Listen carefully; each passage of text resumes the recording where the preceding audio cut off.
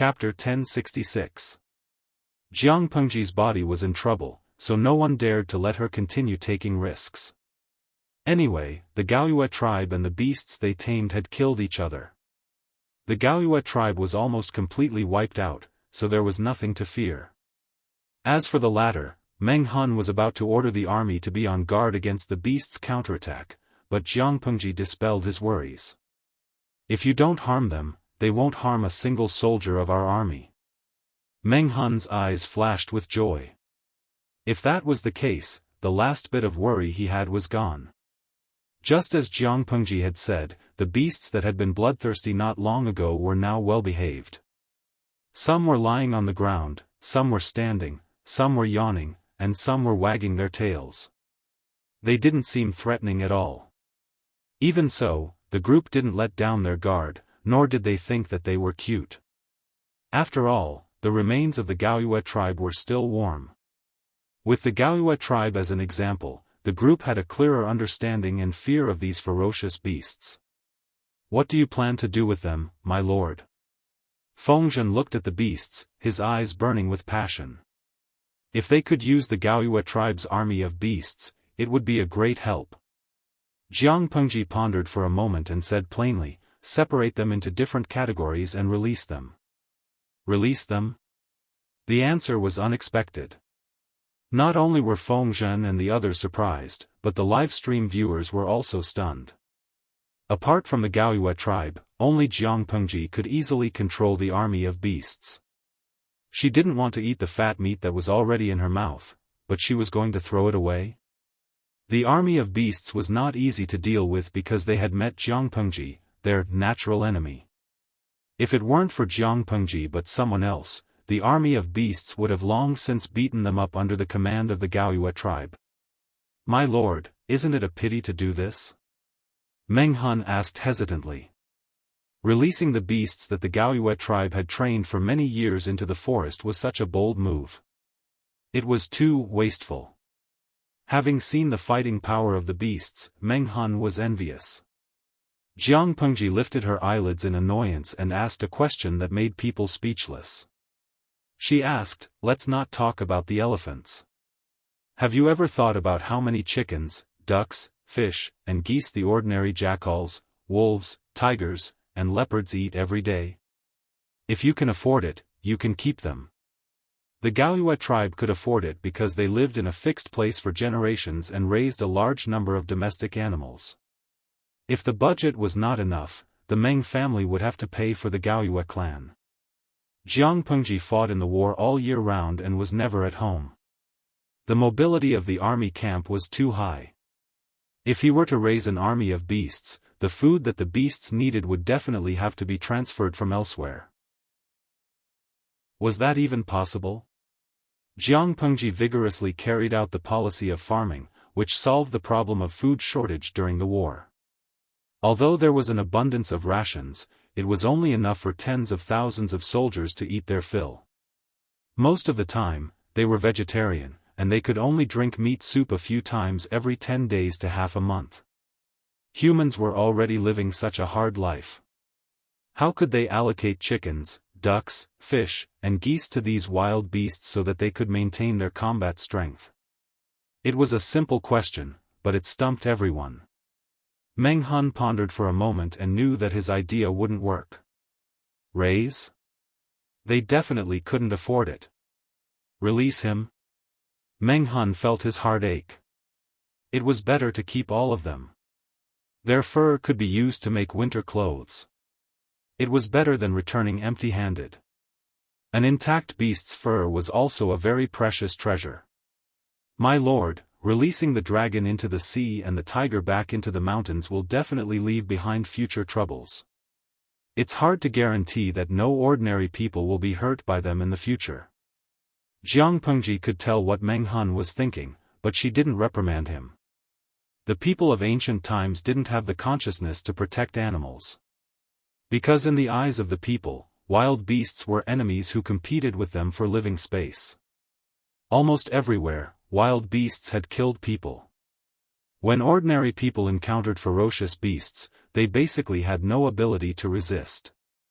Releasing these wild beasts back into the mountains would indeed leave behind hidden dangers for the people. I'll give them an order to avoid strangers and go to the remote mountains and forests to live. Jiang Pengji understood, but she didn't want to do that. They belonged to the mountains and forests. If the Gaoyue people hadn't captured and imprisoned them, they would have been free.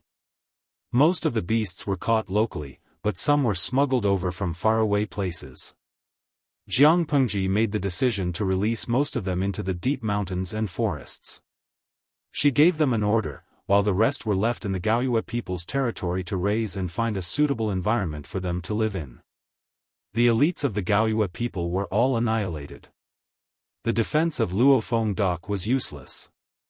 How could they resist Jiang Pengji's ferocious army? The army advanced triumphantly at the fastest speed. Using Luofeng dock as a foothold, they outflanked the other two districts in Qianyan County. She was like a hot knife through butter. The Gaoyue people, whom Meng Zhan had high hopes for, couldn't stop her. As the front line lost again and again, urgent secret reports were sent to Meng County. The war was getting worse. Meng County was in a state of panic. Meng Zhan couldn't sleep for a few nights. Useless, Meng Zhan didn't expect the Gaoyue people to be so weak. They weren't fighting a war. They were sending their lives to the enemy. Although Meng Zhan was only using the Gaoyue people, he didn't expect them to lose so badly. The Mengs have raised them for almost 300 years, but in the end, they're useless. Meng Zhan was so angry that the blue veins on his forehead were visible. He hit the table with his fist, which made a dull sound. After a while, he took a deep breath to calm himself down. He asked, "Is there any news from Zhangjiang Gate and Yumen Gate?" The subordinate replied, "It hasn't arrived yet, but judging from the time, it should be coming soon." Hearing this, Meng Zhan's face turned a little better, but he couldn't stop cursing Lu Shi and Jiang Pengji in his heart. The former lived a leisurely life as a retired man. The latter went back to the two subsystems to settle the score. That day, Jiang Pengji controlled the beasts of the Gaoyue people to kill each other. She didn't expect the two subsystems to take advantage of the situation. The mental brain was the strongest and weakest part of a human being. Jiang Pengji used her strong mental strength to imprison the two subsystems there for a few years. During that time, the two subsystems behaved themselves. If it wasn't for the two light cocoons in her mental brain, she would have forgotten about their existence. To control the beasts of the Gaoyue people, Jiang Pengji diverted some of her mental strength. This created an illusion for the two subsystems that her mental strength was weak. It was a good opportunity for them to break out of the prison. The two subsystems planned to use all their strength to do something. As long as they broke out of the mental cage, Jiang Pengji's brain would be severely damaged. When that happened, not only would they be able to get away with it, but they could also find another host to infect. They could also help the main system to severely injure Jiang Pengji. Without special methods, the recovery of mental injuries would be extremely slow. As long as the main system's mental strength was higher than Jiang Pengji's, the scales of victory would be in their favor. Unexpectedly, Jiang Pengji was more cunning than they thought. Chapter 1067. Jiang Pengji didn't settle the score with the two subsystems immediately, but it didn't mean that she had forgotten about it. She only had time to manage the systems after she finished what she was doing and led the army to gain a foothold in Cangzhou. After all, they were friends who had been intimate with each other for several years. The two subsystems understood Jiang Pengji's temper too well. This woman's heart was even narrower than the tip of a needle. Whoever provoked her would suffer 800 lifetimes of bad luck. They waited and waited. The expected score didn't come. The subsystems then understood the suffering of the death row prisoners. When they heard Jiang Pengji's voice in their mental brain, they didn't feel nervous or afraid. Instead, they felt relieved as if they had been released from prison. At the same time, a thought popped up in their minds. It's finally here. Jiang Pengji closed the streaming room and instructed the servants not to disturb her. She had always been straightforward when talking to the subsystems. She was too lazy to beat around the bush. "You should know why I'm looking for you, right?" Jiang Pengji asked straightforwardly. "I haven't forgotten how you two took the opportunity to escape during the battle against the Gaoyue clan. If my mental brain wasn't strong enough to resist your schemes, what would have happened? This kind of mental attack from the inside out can cause serious damage to the mental brain, or even dementia or vegetative state." The two subsystems fell silent. To them, Jiang Pengji was the warden who imprisoned them, and they were prisoners under her custody. Was there anything wrong with prisoners escaping for freedom? If they successfully escaped, it was because they were capable. If they were caught by the warden, it was because the warden was capable. They could only blame themselves for not being as skilled as the others and being one step behind. After so much hard work, not only did they not obtain freedom, but they didn't even hurt Jiang Pengji. Instead, they lost their lives. The two subsystems were really unlucky to meet a host like Jiang Pengji. System number 1 had spent the most time with Jiang Pengji. It was also the most thick-skinned.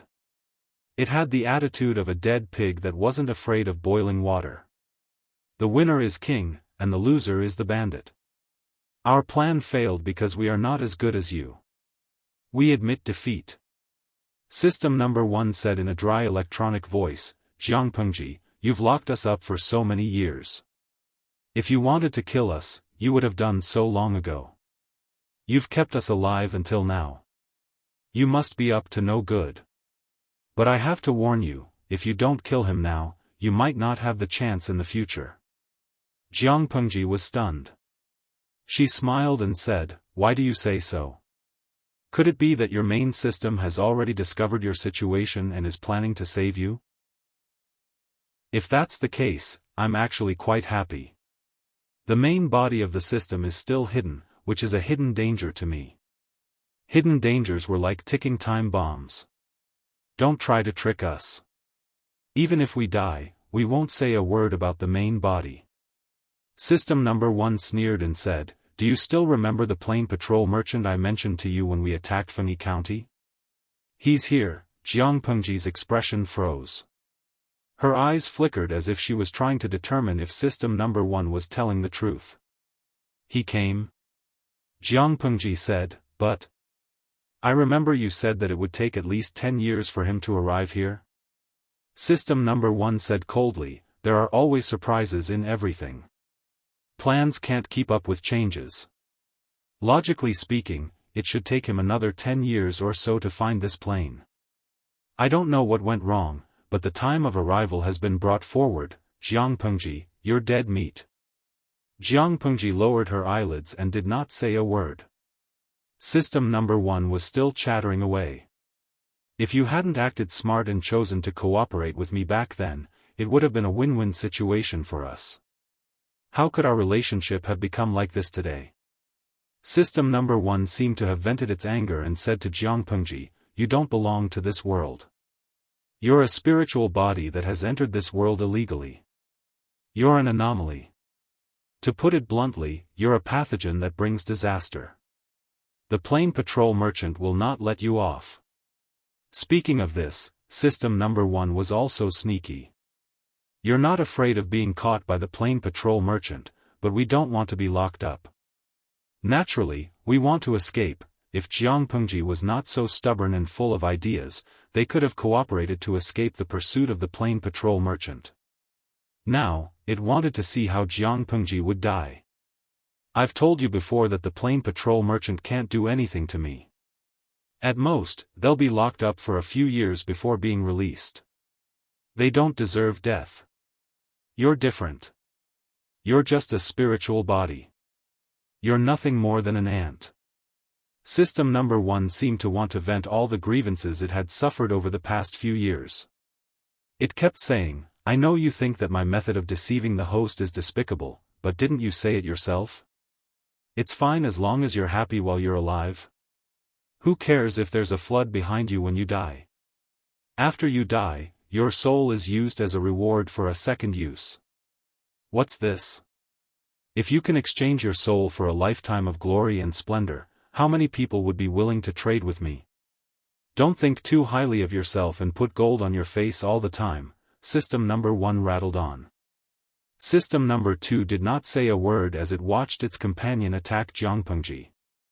Jiangpengji listened attentively for a long time before asking System number 1. If time could be reversed, Jiangpengji let out a long sigh, as if there was infinite regret in her chest. But she did not wait for System number 1 to be complacent. She suddenly changed the topic. I'll still lock you up.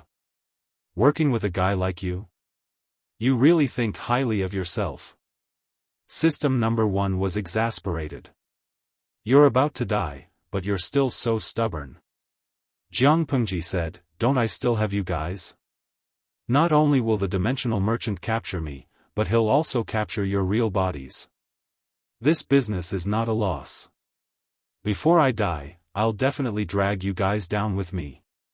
Without you guys stirring up trouble, the world will be much more peaceful. After some conversation, Jiangpengji and the system parted on bad terms once again. Jiangpengji looked at the moonlight outside the window, which was as clear as water. In a trance, she thought of a certain person who was like the bright moon in her arms. Since the dimensional merchant had come, wouldn't it be a pity that she had not cooked the frog? If she kept it and did not eat it, who knew which fairy would benefit from it? Thinking of this, Jiangpengji grabbed a black cloak and hurriedly covered herself with it. She nimbly climbed out of the window. At this time, Wei Ci had just finished washing up. With his damp black hair, he sat upright at the table and was carefully drawing something. Suddenly, he heard some movement outside the courtyard. Zixiao, Jiangpengji leaned against the window and waved at him. Fortunately, Wei Ci was mentally strong, so he was not frightened by Jiangpengji. He got up and walked to the window. He opened it for Jiangpengji and let her climb in. Before closing the window, he carefully looked around. If someone saw his lord climbing through his window in the middle of the night, their relationship would not be clean even if they jumped into the Milky Way. My lord, if you have something to look for me, you can just send someone to summon me. Why did you come here alone? Wei Ci closed the window. As soon as he turned around, he was hugged by Jiangpengji. She forcefully trapped him in front of the window. In the next second, he felt her warmth on his lips. What was going on? Wei Ci widened his eyes in shock. He resisted the physical reaction and raised his hand to push her away. My lord. Chapter 1068. Although their relationship had been tacitly acknowledged, they usually communicated with their eyes at most. Touching one's small hand was considered intimate, let alone kissing. Of course I'm happy, but, before Wei Ci could finish speaking, his lord leaned forward again. Wei Ci did not dare to struggle vigorously. The two of them fell to the ground from the window, which happened to be where the shadow was the heaviest. He could only see her silhouette with his eyes wide open, but he could not see her expression. He could only see the soft light reflected in her bright eyes. My lord? Wei Ci's breathing was slightly heavy. His hands were placed by his side. After a while, he put them on Jiangpengji's waist. As he spoke, his lapel loosened, revealing a small part of his chest and delicate collarbone. Jiangpengji nibbled twice and smacked her lips as if she was savoring the aftertaste. The taste is not bad. Why did I agree to the promise of waiting for 8 to 10 years? Jiangpengji smiled delightedly. What Zisher always says makes sense, for the sake of having fun, one should do it in time. How can one wait? If there is fun, one should enjoy it. Why suffer? Wei Ci was stunned. He intuitively felt that Jiangpengji's state was not right, but he did not know what was wrong. Zixiao, do you know that I probably don't have many days left to live? Jiangpengji sighed. There was a smile in her words, so Wei Ci thought Jiangpengji was joking. As soon as he heard the word death, his expression suddenly darkened. My lord is blessed and blessed. You will be the ruler of the world in the future. How can you curse yourself like this? Jiang Pengji chuckled. She said, I love listening to Zixiao speak. Wei Si's expression did not improve. Instead, he asked her, My lord, do you also think that I am just a vile person who flatters and fawns over you? Of course not.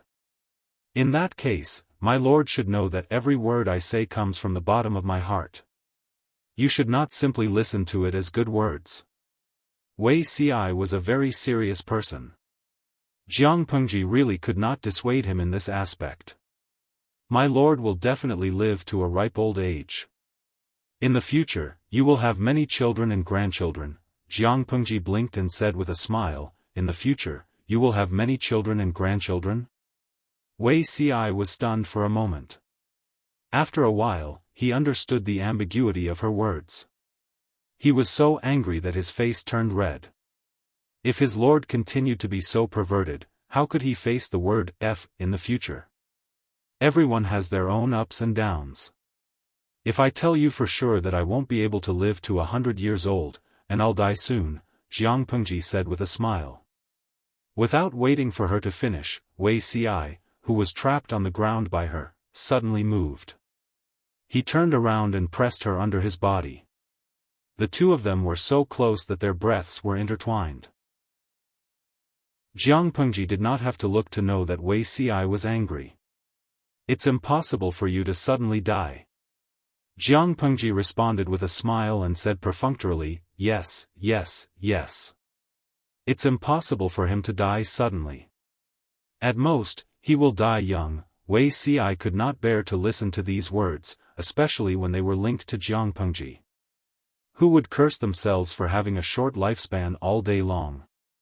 If all the deities and Buddhas in the sky really heard it and shortened her lifespan, wouldn't Wei Si go crazy? Zixiao, I don't want to either, Jiang Pengji sighed and raised her hand to caress his back. The two of them changed from lying on top to lying on their sides. They faced each other and said, I don't believe in fate, but sometimes I have no choice but to believe it. If not for the fact that I have no other choice, I don't want to abandon the foundation that I've just started, let go of my ambition, and cruelly leave. A stolen life is really too short. Wei Si's expression changed. He clenched his slender fingers into a fist, his nails digging into his flesh. You're a smart person. Most likely you've already guessed that I'm not Lu Shi, Jiang Pengji said. My surname is Jiang, and my name is Pengji. I come from a very, very distant world. I stole this part of Lu Shi's life. Although it's not what I want, I can't do anything if others want to take it back. Wei Zixiao, you said that I've coveted you for so many years, and you're very clear about it. Why won't you allow me? Wei Si listened to her in a daze, as if he was listening to a heavenly book. His lips moved, and he could not speak for a long time. A stolen life will definitely be taken back by the heavens? He came back to his senses. If that's the case, I may be able to accompany my lord for a while longer. Unfortunately, Wei Si was also a thief. Jiang Pengji knew the deeper meaning of his words. She smiled and leaned closer to him, kissing him on the lips. As expected, Zixiao is still the most considerate. No matter how many years had passed, Wei Si still could not adapt to Jiang Pengji's enthusiasm. He scrupulously abided by his identity and did not dare to overstep his boundaries and offend her in any situation. Even in such matters, he let her lead. Although Jiang Pengji did not have much actual combat experience, in the interstellar era, what could she not have? Her theoretical knowledge was very rich, and she was familiar with all kinds of difficult positions. Jiang Pengji saw that Wei Si had tacitly agreed. Her right hand moved from his chest to his waist. After feeling around for a while, she started to untie the knot. His clothes were half undone. His eyes were drowsy, and the corners of his eyes seemed to be filled with moisture. While she was dawdling, Jiang Pengji's clothes loosened a little. Wei Si could not suppress his emotions as he looked at her. Jiang Pengji was about to feel her hand down when the tip of her ear moved. There was a strange movement outside the door. She looked up abruptly, and coincidentally saw a tall black shadow flash past the door. Jiang Pengji's mind calmed down, and she quickly got up. She straightened her clothes and opened the door. Wei Ci seemed to have been splashed with a basin of water. The misty look in his eyes faded, and it was replaced by rationality and seriousness. "My lord?" Wei Ci saw that Jiang Pengji maintained the posture of opening the door and did not move. He quickly took the lamp at the side to illuminate the room. He went forward to take a look. He saw a long black wooden box on the ground.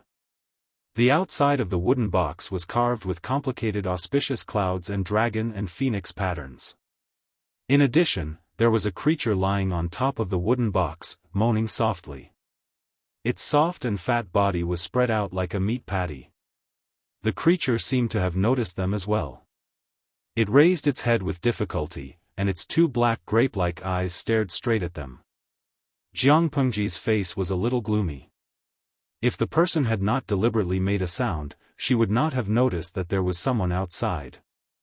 "Bring them in," Jiang Pengji said gloomily. Wei Ci could only squat down. He scooped up the black and white meat patty with one hand and picked up the black wooden box with the other. He thought that the wooden box was very light, but the actual weight was far beyond his imagination. He could not carry it with one hand. Jiang Pengji saw the situation and reached out to help. She weighed it. She did not know what was inside, but it was close to 100 kilograms. Wei Ci found that there was a letter under the black and white meat patty. "Come in." Jiang Pengji's face was a little gloomy. No one would be in a good mood if their mood was interrupted by external objects. Wei Ci did not dare to directly pass the strange letter to Jiang Pengji.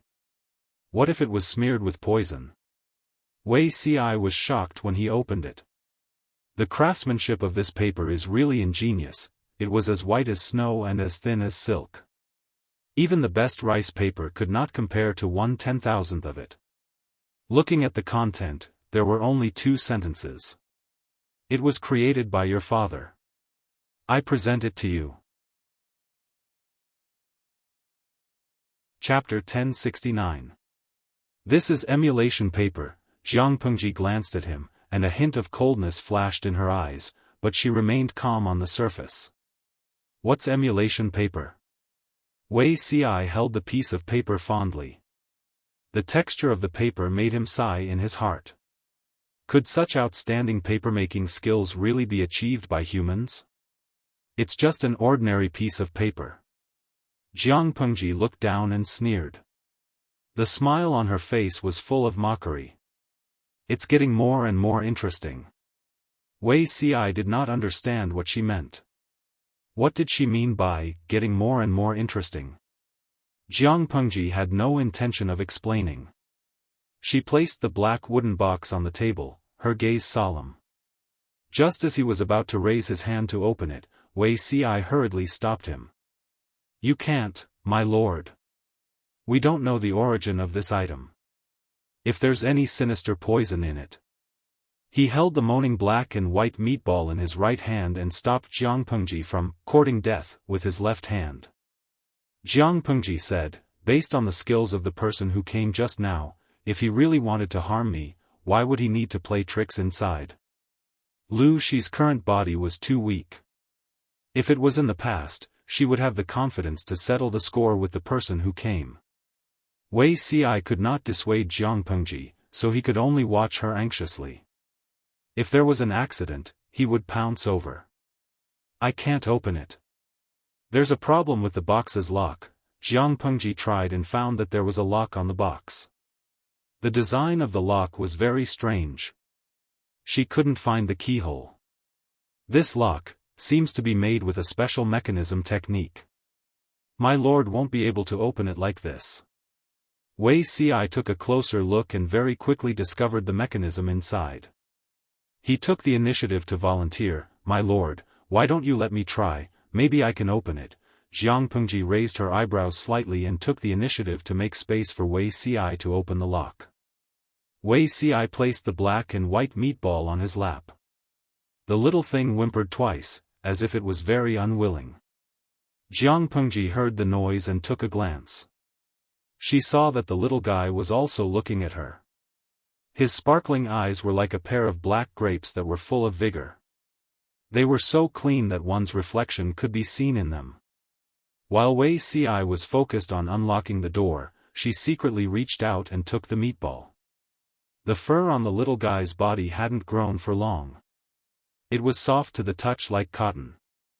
Jiang Pengji couldn't help but caress it from the back of its white neck to its black shoulder strap, then to its plump and fleshy buttocks. She squeezed it with her fingers. The black and white meatball realized that it was in a different place and was being teased. It struggled to turn its head and stared blankly at Jiang Pengji. Wei Ci's fingers were very nimble, and he exclaimed as he unlocked the lock. The person who created this lock must be an expert in the art of mechanisms.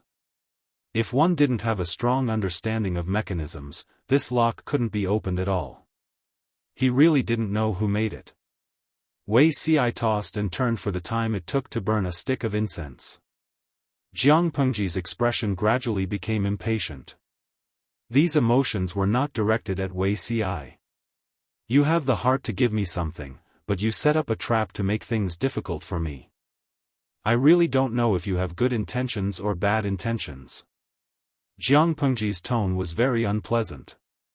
Her furrowed brows left a few wrinkles between her eyebrows. If Zixiao is in trouble, why don't you smash it open with a pendulum? That way, you won't have to waste your energy. Is the Lord getting impatient? Wei Ci's laughter was mellow. If he couldn't open it, he would smash it open with an axe. Such violent actions had not changed at all. He said, the item in the box must be extraordinary to be able to use such an exquisite mechanism lock. My lord, please be patient. He raised his hand to wipe the thin layer of sweat on his forehead. After a long while, he finally opened it. He pressed something with his finger. After a clear click, the lid of the wooden box automatically popped open, revealing its true appearance. This isn't. Wei Ci saw the item in the long wooden box clearly. He was so shocked that he almost bit his tongue. Jiang Pengji raised her head when she heard him. She placed the black and white meatball on her lap and reached out to take out the item that lay quietly in the wooden box. It was a knife. The blade was narrow and straight, shiny like snow. It was covered with faint natural cloud patterns, giving off a rich and sharp aura for no reason. The handle of the knife was very long. The two ends were wide and the middle was slightly narrow. Even if the user held the knife with both hands, it wouldn't feel cramped. The blade and the handle were 3 feet and 3 inches long. The length was slightly longer than an ordinary sword. Do you recognize this knife? Jiang Pengji was right about Wei Ci's surprise. He had definitely seen it before and was very familiar with it. Wei Ci calmed himself down and deliberated on how to speak. This knife used to be Her Majesty's knife. It accompanied her on her expeditions for more than 10 years. Countless people were killed by the knife. She even used it to kill many traitors and enemies. Ever since I followed Her Majesty, this knife has never left her side. Later, on Changsheng's 18th birthday, Her Majesty gave this knife to Changsheng as a token of the Crown Prince. This was the first time Wei Ci talked about Her Majesty so frankly, and it was in front of Jiang Pengji. Changsheng? Sure enough. Jiang Pengji seemed to have figured something out. A faint smile appeared on her face. No wonder you like Feng Jin's child so much. If I'm not wrong, Fushou is also our future child. But this name has already been set. It can't be used anymore. Wei Ci blushed with embarrassment. That was not the main point. You said that this knife has appeared before? Jiang Pengji did not follow up with another attack. Instead, she changed the topic. This made Wei Ci heave a sigh of relief. If she continued to ask, Wei Ci felt that he would not be able to keep his mouth shut. Yes, but Her Majesty has never talked about its origin. Outsiders think that it was seized from the enemy, but I don't think so. He did not expect to have the opportunity to witness the answer to the unsolved mystery of his previous life. The knife that followed Her Majesty was not a spoil of war, nor was it a divine object from heaven. It was merely a gift from a mysterious person. Of course not. The material of this knife is not something that can be made with the current smelting technology, Jiang Pengji said calmly. Because Wei Ci and she had a common secret, she was not afraid that Wei Ci could not accept it. She was even less afraid that her words would scare him. Do you know? This knife was also extremely rare in my previous life. Only people above 1 trillion could have it. Wei Ci opened his eyes slightly in shock. In both his previous and previous lives, this was the first time that he heard his lord take the initiative to talk about her past. My lord's previous life? It was a very beautiful but very cruel world. Wei Ci had personally experienced death and rebirth, so he was also very receptive to strange and dazzling things. Because he had already guessed it, he was not surprised that Jiang Pengji took the initiative to admit it. Instead, he was very curious about what kind of world could cultivate a person like Jiang Pengji. As someone who was born to stand at the peak and look down on the masses, any slight grievance was a humiliation to her. But that's all in the past. It's better not to mention it, Jiang Pengji said without hesitation. This piece of paper and this knife have a great background. A great background?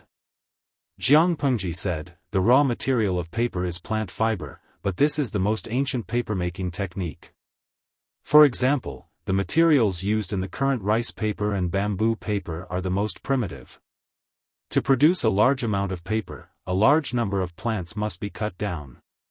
Excessive cutting will damage the environment and worsen it.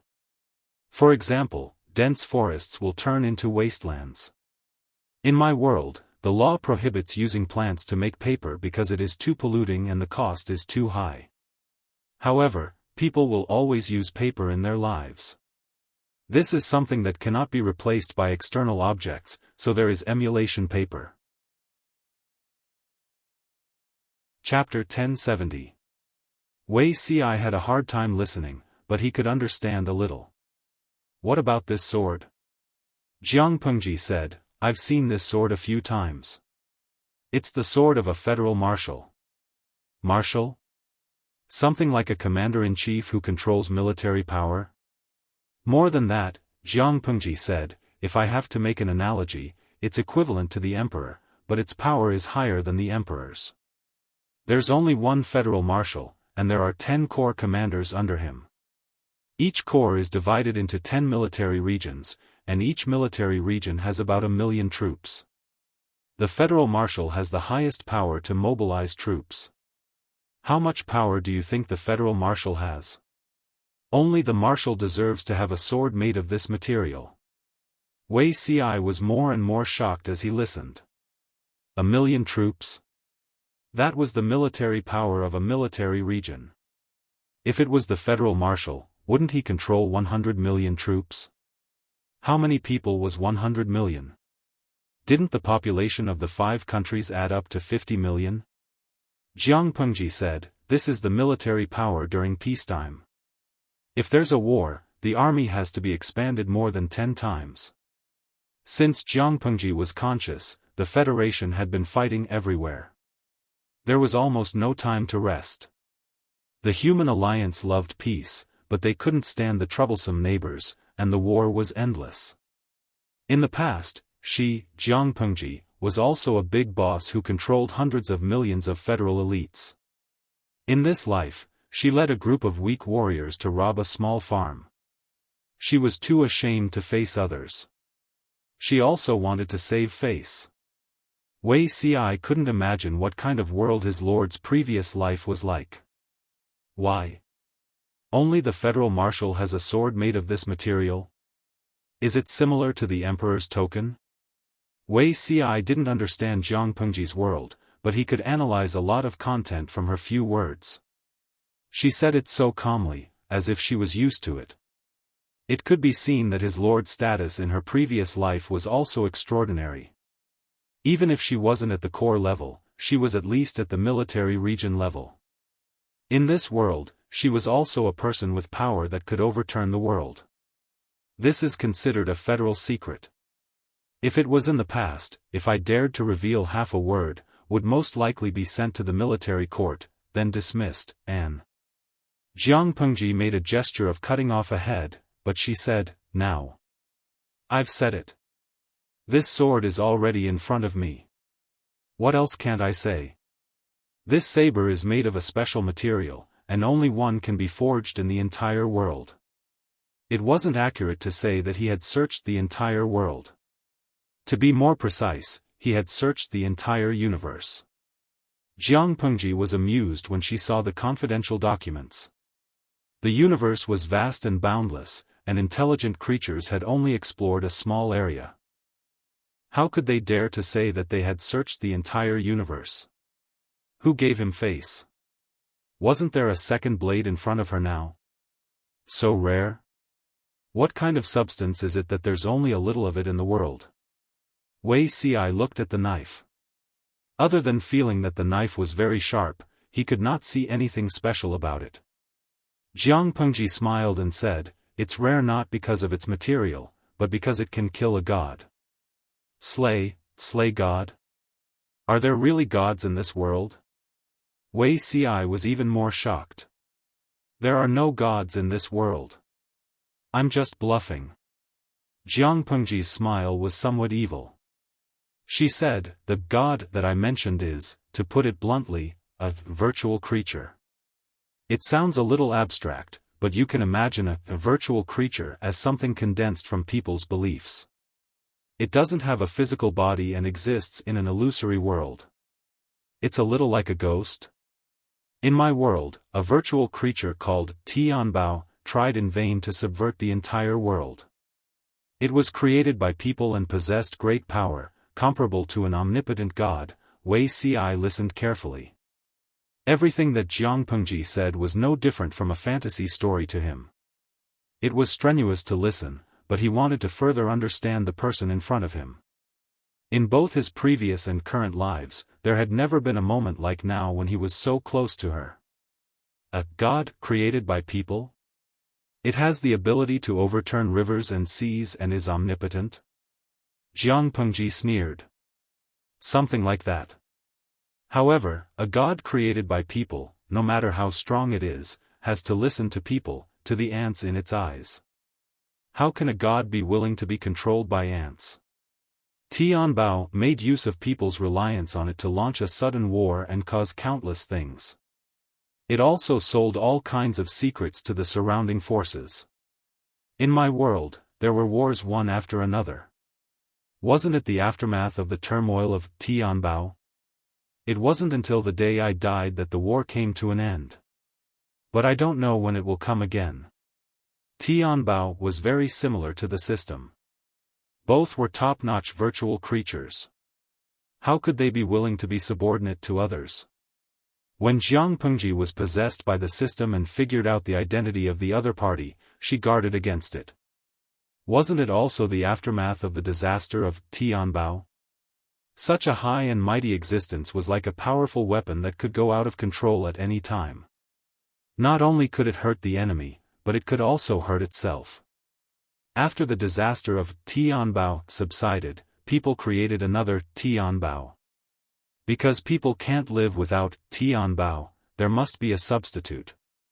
The marshal's saber appeared at that time. Not only is it a symbol of status, but it is also the only saber in the world that can completely kill Tianbao. The two keep each other in check to prevent a second Tianbao disaster. Wei Ci could not imagine why anyone would be unable to leave the heavenly brain and would not be able to live without it. If that's the case, why would this saber? Wei Ci didn't know how to ask. Fortunately, Jiang Pengji understood. It's not the same one. I've seen the saber in the marshal's hand. The style is different. Jiang Pengji raised her hand and put the long saber back into its scabbard. She could feel that in her brain, the two subsystems were trembling. She smiled in satisfaction. Regardless of the intention of the person who gave me the saber, since he gave it to me, how can I refuse? Although there's no God in this world, the blade is extremely hard. It's also excellent for killing enemies. Every time I go to war, my weapon is always bent to the point that even my mother can't recognize it. With this saber, I don't need to change it anymore. Jiang Pengji sighed with emotion. She felt very sour. She used the precious yin and yang jade pendant to flirt with Zi Xiao. She used the more powerful saber to chop people's heads. She had a huge fortune but couldn't spend it. Her life was as lonely as snow. Wei Ci was also relieved. Although he heard Jiang Pengji explain the real use of the saber, Wei Ci wasn't from that world. He didn't have a deep understanding of it. As long as it was a good saber, the Lord could kill to her heart's content. That was the most important thing. As for the person who gave the gift, Wei Ci suddenly thought of something and asked. The person said that this saber was made by your father. Was this really made by the old man? Jiang Pengji said, do you think it's possible for my father to make this kind of saber? The biggest possibility should be my father from my previous life? Although I don't know who he is. When I was 3 years old, I was found in the ruins of a battlefield and brought back to an orphanage. Then, I was adopted by a couple. The couple treated me fairly well, but because of some special reasons, they sent me to the military school for children in the war zone. There, I was treated as a genetic warrior, similar to a man of sacrifice, and raised in secret. My childhood memories are too vague, but I'm sure that there aren't any memories of my birth parents.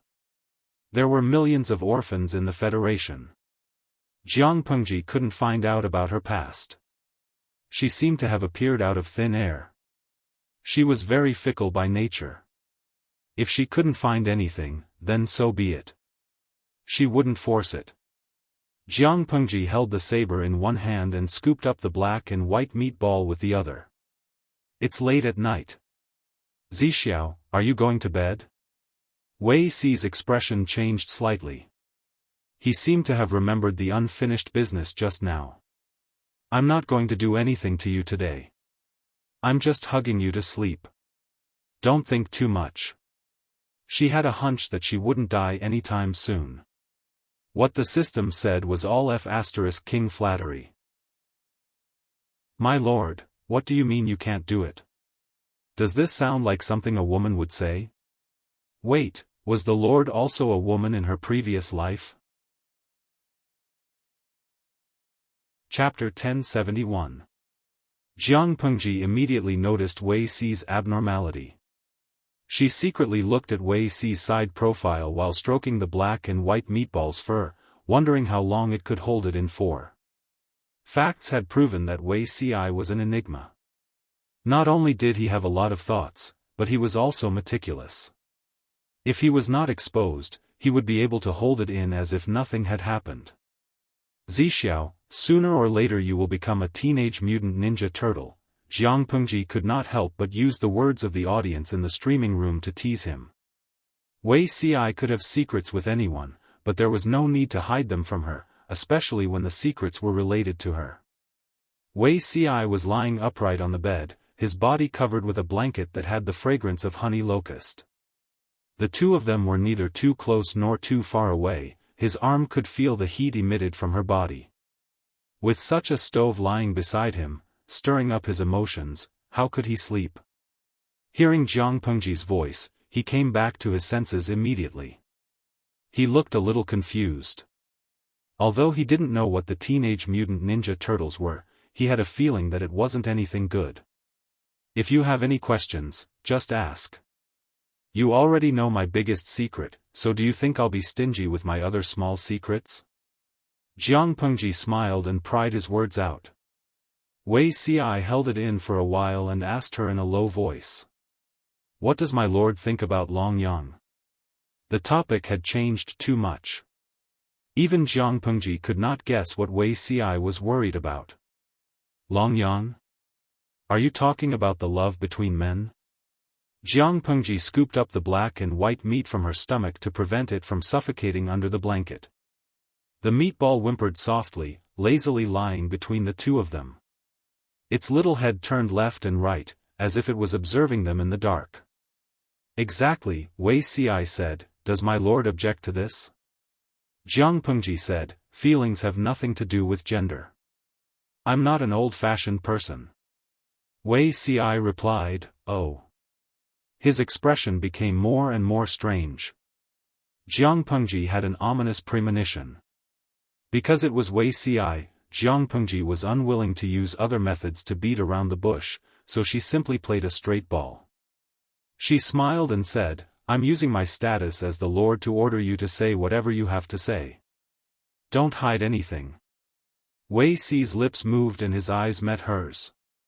After a while, he said hesitantly, my lord has the looks of a dragon and a phoenix, a rare talent in the world. Such a carefree and unrestrained temperament is extremely rare even among men, let alone women. In my lord's previous life. He could not continue. Jiang Pengji understood. You mean, you suspect that I was a man in my previous life? That's why you asked me what I think about Long Yang? Wei Xi's expression darkened and he nodded. Zixiao, why are you so cute?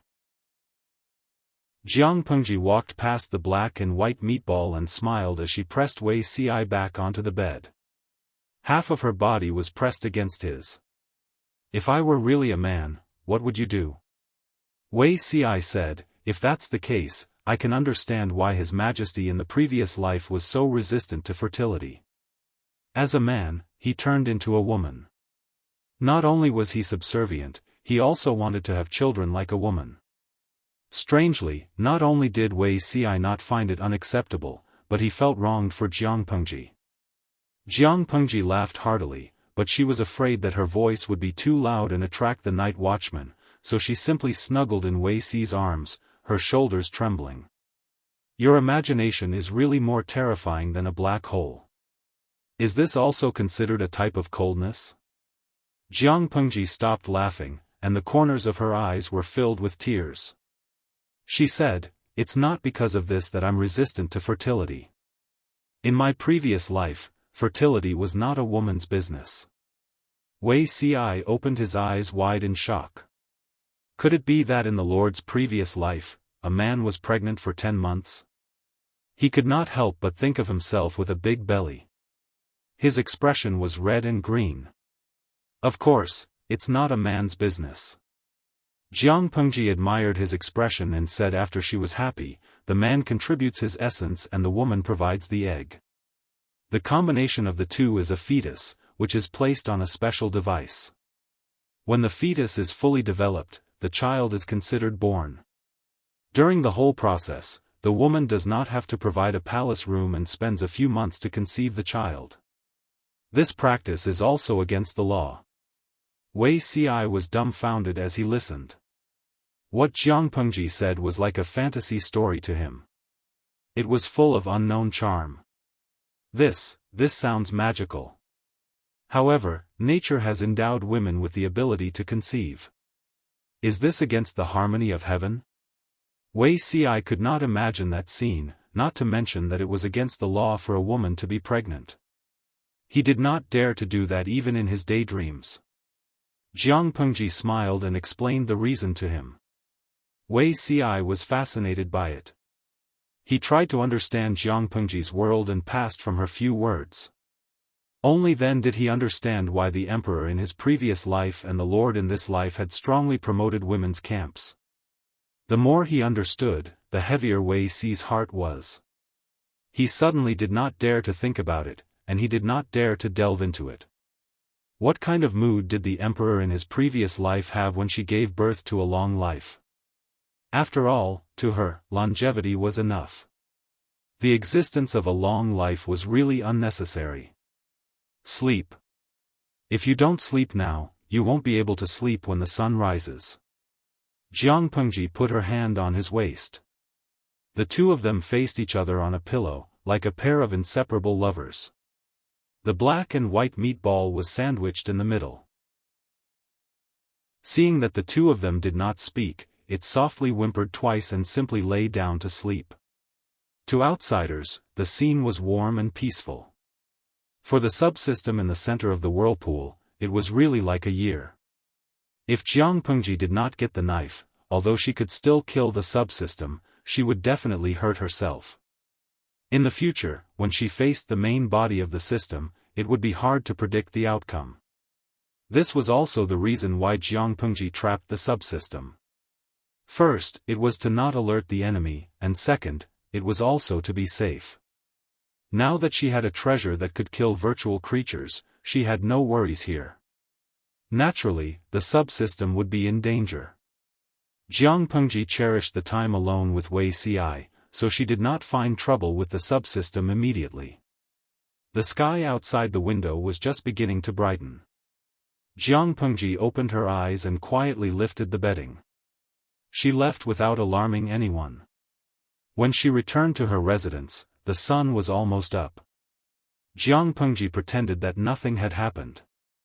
She washed up, brushed her teeth, changed her clothes, and went to the martial arts training field for a morning practice as usual. "My lord is here," Li Yun was bare-chested, revealing his strong and powerful muscles. His whole body was steaming with sweat. In the words of the audience in the streaming room, the little angel had also evolved into a mobile hormone. Jiang Pengji was streaming. Li Yun's appearance naturally did not escape the discerning eyes of the group of people who were crazy about appearances. The whole screen was full of comments like, "The little angel's muscles are so great, the capital is majestic, stretch out your hand to touch and lick," and so on. They deeply suspected that if the streaming room introduced the virtual touch function, would Li Yun's integrity, muscles, and **** be preserved? Jiang Pengji sighed with emotion. The morals of the world were deteriorating day by day, and people's hearts were not what they used to be. I'll practice a bit to prevent my bones from rusting. Li Yun held a spear in one hand. With his sharp eyes, he saw the brand new blade in Jiang Pengji's hands. Just by looking at it, he felt the aura of the knife was threatening. It must be a good knife. Chapter 1072. Jiang Pengji glanced at the silver spear in Li Yun's hand. It was Li Yun's treasure, it would be difficult to compensate for it if it was broken. "I don't mind practicing, but I'm afraid your spear will break." Li Yun's expression was one of disapproval. The spear in his hand was made from extremely precious materials and the world's best smelting and forging techniques. It had accompanied Li Yun in battle for many years and was still brand new. Jiang Pengji saw that he didn't believe her, so she held the hilt of the sword with her right hand and easily pulled it out. This sword was not only longer than a normal sword, but it was also terrifyingly heavy. It was much heavier than Dian Yan's double axes. The snow-white blade drew a white light in the air, the sharp edge making people feel pressured. Li Yun practiced the long spear, but he also knew how to use a sword. To a general of this era, a weapon was like a luxury car to a modern man. In a way, it was a wife. When the blade was unsheathed, Li Yun's eyes lit up and he blurted out, "Good sword." "Take a look," Jiang Pengji gestured for someone to bring a normal sword over. She held it and waved it. A white light flashed and a crisp cracking sound rang out. With a clang, the two halves of the sword fell to the ground, stirring up some dust. Li Yun was dumbfounded. "This sword came at the right time, I can save some expenses in the future. It's not like I have to reforge my saber every time I fight a battle." To her, this divine weapon that could threaten the sky's brain could only be used to kill people and cut fruits, and also to make the system fearful. Other than that, did it have any other value? Nothing. Li Yun didn't use a sword, but it didn't stop him from admiring it like a beauty. "Lord, does this sword have a name? What's the big deal about cutting a hair?" The sword in his lord's hand could go head-to-head with other weapons and even cut the opponent in half like a fruit. It was definitely a divine weapon. Jiang Pengji was bad at naming. There was no doubt about that. Faced with Li Yun's tricky question, she thought about it and said, "It's called Deity Slayer." Simple and domineering, obvious at a glance. Li Yun sighed. Deity Slayer? A divine weapon deserves a good name. It wasn't that his lord didn't know how to name things, but why did she give Bai Bai such a bad name? Every time Li Yun called out to Bai Bai, he felt an inexplicable sense of shame. After practicing with her knife for a while, Jiang Pengji also helped the cooks in the camp chop a pile of firewood. She only stopped when she was slightly sweaty. The audience in the streaming room had long been paying attention to the knife in Jiang Pengji's hand. Such a saber was not something that could be made with the forging techniques of this era. Even in their era, according to a certain Tibetan army veteran, it seemed to be very difficult to achieve. No matter how the audience discussed, Jiang Pengji kept her guard up and refused to reveal anything. Finally, the audience concluded, "Unreal City, the streamer is a cheat. She used to be a human-shaped weapon, and now she has an artifact cheat. She's ready to go to heaven." Zhaoran, according to the recent trending news, the streamer was supposed to participate in PlayerUnknown's Battleground, Clash of the Titans, but in the end, she entered the wrong game and sneaked into PlayerUnknown's Battleground, crate as soon as you land. May I ask, such a cheater, when did the GM ban her account? Nutty and Little Pudding, #PickNose1. Kiki, the streamer has banned the GM account. Are you afraid? Xinue, GM, Jiang Pengji, can you have some F*King self-awareness? Streamer, I don't have any F*King self-awareness. I'm very arrogant. Jiang Pengji looked at the screen full of jokes, and the corners of her lips curled up. Well, to a certain extent, Nutty and Little Pudding was correct. She could indeed ban the GM account, but would the subsystem be banned? After sweating all over and eating breakfast, Jiang Pengji began to deal with official business. They had just gained a foothold in Qianyan County in Tsang Prefecture, and the grain line was barely smooth. However, the Mengs were the local tyrant of Tsang Prefecture. They had been operating in Tsang Prefecture for hundreds of years, and their resources were immeasurable. Jiang Pengji was afraid that if she was not careful, she would reveal a flaw and give the Mengs an opportunity. During that time, other than Meng Heng who sent some documents, Jiang Pengji basically buried herself in all kinds of bamboo slips and documents. She could keep her composure, but the subsystem could not. Jiang Pengji, what's your background? The subsystem number one's voice carried a hint of anger, as if it was a girl who found out that her rich fiancé was a country bumpkin who owed millions of yuan. The girl's heart was deeply hurt, and she scolded the heartless person. Jiang Pengji was also curious. What background can I have? Didn't I tell you before? The subsystem number one gritted its teeth and said, if you don't have a background, do you really think the sword in your hand fell from the sky? The appearance of the God Slayer instantly broke the balance between Jiang Pengji and the system. The subsystem had a natural fear of the patrolling merchants, like a criminal who saw the police. It was naturally afraid. It never imagined that the patrolling merchants would appear and leave behind such a precious weapon. What did Jiang Pengji do to deserve this? He was merely a mortal. Even if he was the chosen one of this plane, he was nothing more than an ant to the planar patrol merchants. Not to mention taking care of her or befriending her, it was a waste of time to look at her. Therefore, the subsystem number one could not figure out the reason why the patrolling merchants took care of Jiang Pengji. After thinking about it, it felt that Jiang Pengji must have a backer. I'm not like you, full of lies. Jiang Pengji sneered. She said, I've told you everything about my background. Genetic warriors were equivalent to death soldiers. Their mortality rate was far higher than the federal elites on the battlefield.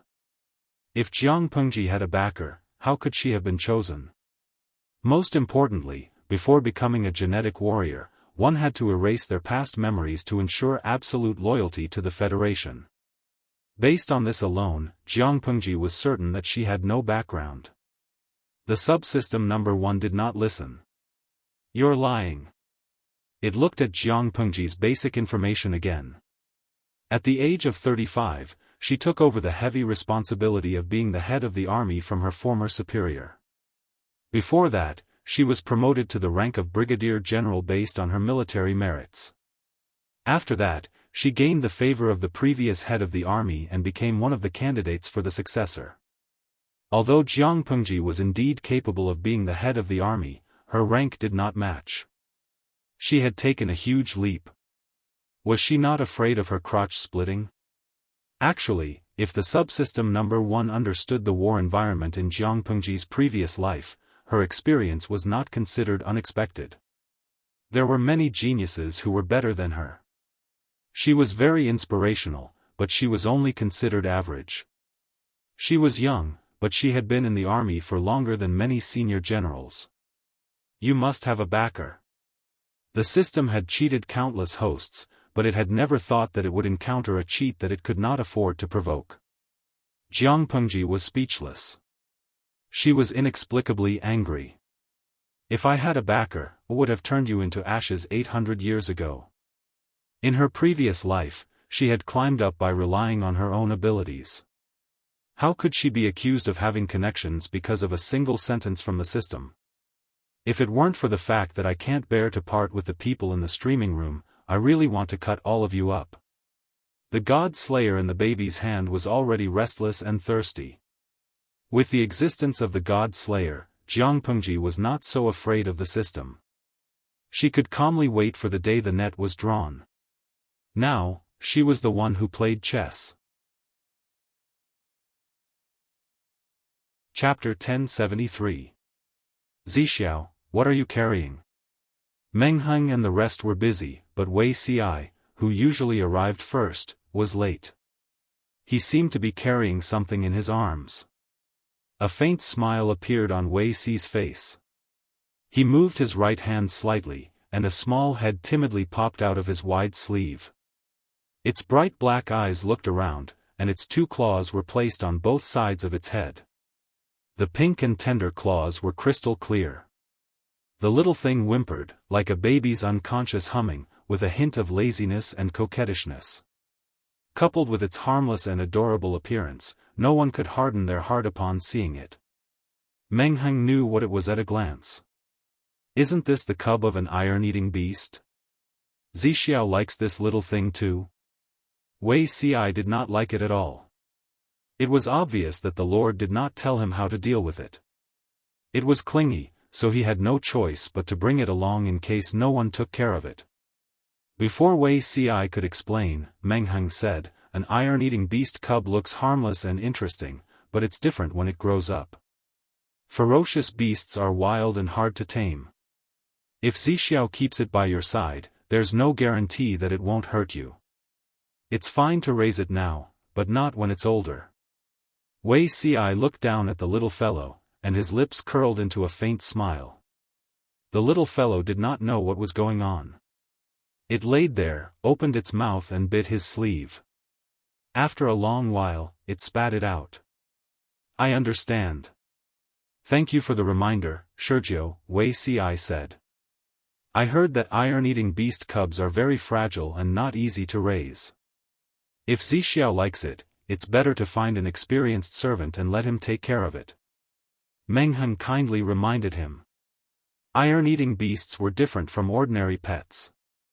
Looking at this cub, it was about 2 to 3 months old. If it was not carefully taken care of, it might die. "I heard that iron-eating beasts are very protective of their cubs. Where did Zixiao get one?" Wei Ci could not talk about what happened last night, so he could only vaguely say, "I picked it up by accident." Meng Heng nodded in understanding. He said, "Iron-eating beasts are different from ordinary beasts. Their cubs are all taken care of by their mother. Mother beasts are very protective of their cubs. Under normal circumstances, they would not abandon their own children. Zixiao picked it up by accident, perhaps because its mother had met with misfortune. It's good for you to raise it. Although it's a little beast, it's so cute. It would be a pity if it died prematurely. Unbeknownst to them, Meng Heng's words hit the nail on the head. When this black and white meatball was found, its mother's body was already stiff, and the cub had been starving for 2 days. As it was not convenient for the person who found the cub to keep it, he threw it to Jiang Pengji and it landed in Wei Si's hands. Wei Si was a busy man. When he was busy, he could not take care of the little guy. He could only prepare a basin of milk with good honey for it. Meng Heng had said that an iron-eater cub's stomach was not as strong as an adult vicious beast's, so it could not be fed with normal food. The black and white meatball was also very obedient. It buried its entire head in the small basin and licked it from time to time. Its 2 meaty claws clung to the edge of the basin and refused to let go. It licked and licked until the bottom of the small basin of milk could be seen, but it still wanted more. Since when did Zixiao like this kind of thing? The black and white meatball burped and was about to crawl towards Wei Si when an abominable big hand picked it up. Fengzhen pinched the plump flesh on Meatball's body, and the little fellow let out 2 disgruntled cries. Wei Si repeated helplessly. I picked it up by chance. Fengzhen bullied the black and white meatball. The little fellow cast a pair of pitiful eyes at Wei Si for help and extended its meaty claws towards him. Hey, it's quite intelligent, all living things have intelligence. It knows who is good to it and who is bad to it.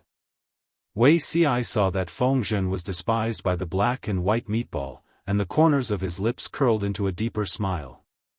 You guys are quite free. Wei Si was about to take the black and white meatball back when Jiang Pengji's voice came from outside. My lord. Wei Si and Fengzhen bowed at the same time. Fengzhen wanted to stuff the black and white meatball into his sleeves to destroy the evidence of slacking during office hours. The viewers in the streaming room had sharp eyes and noticed the black and white meatball. Fengqi Wudong, streamer, I'm exposing a thief who stole a panda. Hidden Fogzhe, Feng Langzi, why haven't you put down the national treasure?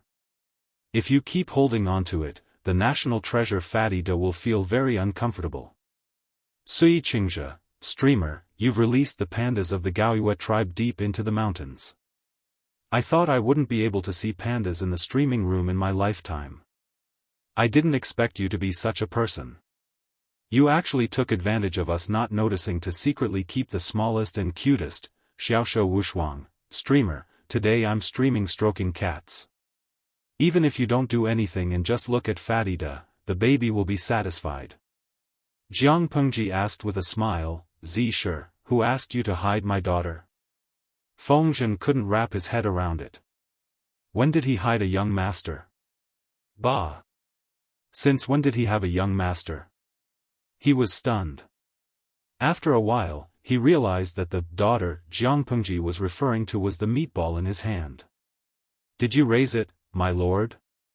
If I didn't raise it, could it be that you raised it? Jiang Pengji took back the black and white meatball. The little fellow nestled in Jiang Pengji's arms obediently. Its 2 meaty paws covered its eyes. It looked like it was sleeping soundly, but in fact, it secretly moved one of its paws to observe Fengzhen. Fengzhen looked at Wei Si and then at his lord. His eyes flashed with understanding. He tactfully left to give Wei Si and Jiang Pengji some space to interact. The audience keenly sensed that something was wrong. The atmosphere between their streamer and beauty Ci was too warm and harmonious. Liangshamuzadeazi, it can't be, the single dog streamer is finally going to abandon us? Pianxian Dia Wu, woof, I'm crying. I'm going to be abused just watching a live stream. Is there no place for single dogs in this world? Reality proved that the audience's worries were unnecessary. Jiang Pengji and Wei Si weren't people who prioritized relationships. Most of their conversation was related to work. It had nothing to do with romance, only boring political affairs. Is there any news from Bogeo? Jiang Pengji asked Wei Si as she stroked the meatball's fur. Wei Si could only put down the pen in his hand and said seriously, Magistrate Huang used Gorge River as a foothold and sent troops north to Cangzhou. My lord annihilated the Meng's minions, the Gaoyue clan. Calculating the time, Magistrate Huang should have sent news of victory. However, I'm worried about something. What is it? Wei Si said, I'm worried about the leader of the Mengs in Cangzhou, Meng Zhan. Jiang Pengji raised her eyebrows and smiled. What's there to worry about? Wei Si said, ever since my lord annihilated the Gaoyue clan, the Meng seem to have given up struggling. Our army attacked Xianyan County and encountered almost no resistance along the way. The more it's like this, the more I feel uneasy. Meng Zhan is ruthless and not easy to deal with. Wei Si was worried that Meng Zhan was preparing a big move. As someone who had been reborn, Wei Si's prophetic advantage was getting smaller and smaller. However, some people's temperaments hadn't changed. He could always find some clues. According to Wei Si's understanding, Meng Zhan wasn't someone who would easily admit defeat. His ambition was greater than his clan. In his previous life, Meng Zhan married his mistress's daughter to Huang Song. The two families united by marriage and plotted against each other. However, Meng Zhan was one step behind. He didn't manage to take over Huang Song's foundation. Instead, Huang Song took advantage of him. Unable to reverse the situation, guess what Meng Zhan did? He promised two families for one Cangzhou. One was the Yi family of Beiyuan, and the other was the Nia family of Zhongzhou. Giving up Zhanjiang Pass and Yumen Pass opened the door for the two families to covet Dongqing's territory. Chapter 1074. There were 5 countries in the world with wide terrains and different climates. Zhongzhou had the largest area, the most fertile land, and the most powerful country. It had always been in existence that the other 4 countries coveted but dared not touch. Dongqing and Xichang had moderate climates, but the former had internal strife while the latter had a smaller territory. They didn't have an advantage among the 5 countries. Beiyuan was a cold and bitter land with long winters and short summers. Its terrain was more northerly than the Beijiang, and its people were tough. As for Nancheng, it was humid and rainy with heavy miasma. There were many rivers and rivers. It had been destroyed by the 4 factions of Nanman, so it wasn't worth mentioning. The Dongqing royal family existed in name only. The feudal lords in Zhongzhou were divided, while the aristocrats in Beiyuan were in charge. The Yi family in Beiyuan was even more powerful than the royal family in Beiyuan. Jiang Pengji thought of Meng Zhan's record of colluding with the Beijiang. Her originally warm expression turned gloomy. If Meng Zhan was really crazy and let go of Zhanjiang Pass and Yumen Pass, he would lead a wolf into the house. Dongqing's already chaotic situation would be even worse. The black and white ball of meat in her arms whimpered. It seemed to feel the hostility from her and showed a wronged expression. Jiang Pengji inserted her fingers into the ball's fur and stroked it from time to soothe its emotions. Zixiao, are you worried that the forces in Zhongzhou and Beiyuan will intervene in Dongqing? Jiang Pengji said, your worry isn't unreasonable. The Mengs didn't hesitate to cooperate with the forces in the Beijiang to make trouble for me. Now that I've forced them to a dead end, it's hard to guarantee that they won't give up. The Mengs harmed others without benefiting themselves. They would rather give Cangzhou to others than see it fall into Jiang Pengji's hands. Jiang Pengji curled her lips and sneered. I just killed a bastard son. Meng Zhan is ruthless. He bore grudges for 7 or 8 years. Wei Si showed a helpless expression. If Meng Zhan had heard what he said, he would have jumped up in anger. What did she mean by, I just killed a bastard son? Meng Zhan didn't have many children. He would be heartbroken if he lost one. Jiang Pengji pinched the pads of the black and white ball of meat and held its little claws in her hands. She played with it and said, Zixiao, you reminded me of something. Compared to the forces in Zhongzhou and Beiyuan, we should be more worried about Bogeo. Wei Ci was stunned. Does my lord mean that Prefecture Overseer Huang poses a greater threat? It's not that Bogeo is a big threat. I'm just worried that the Mengs will have the idea of sending 3 people to the same place. Not only did he contact the Yi clan of Beiyuan and the Nia clan of Zhongzhou, I'm afraid he also contacted Bogeo in secret. She smiled, her eyes revealing a scheming glint. The Yi family of Beiyuan or the Nia family of Zhongzhou may be powerful, but their foundation in Dongqing is too shallow. If Meng Zhan was sent out of Cangzhou, the 2 families might not be able to defend themselves. On the other hand, if Meng Zhan gave Cangzhou to Bogeo, it would be Bogeo's territory. Would I be able to snatch it from Bogeo's hands? Since the foreign powers had already sent gifts, there was no reason for the neighboring feudal powers to not send gifts as well. To put it bluntly, before Meng Zhan died, he wanted to create some hatred for Jiangpengji.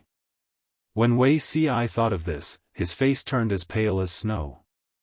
According to his understanding of Meng Zhan, it was highly likely that he would do so. Wait a minute, an idea flashed in Wei Ci's mind. He suddenly understood something and his expression was extremely solemn. Master, oh no. What's wrong? Jiangpengji asked. I'm afraid the Mengs don't have any soldiers to use. Wei Ci said, ever since we entered Cangzhou, the biggest obstacle our army encountered was the Gaoyue clan.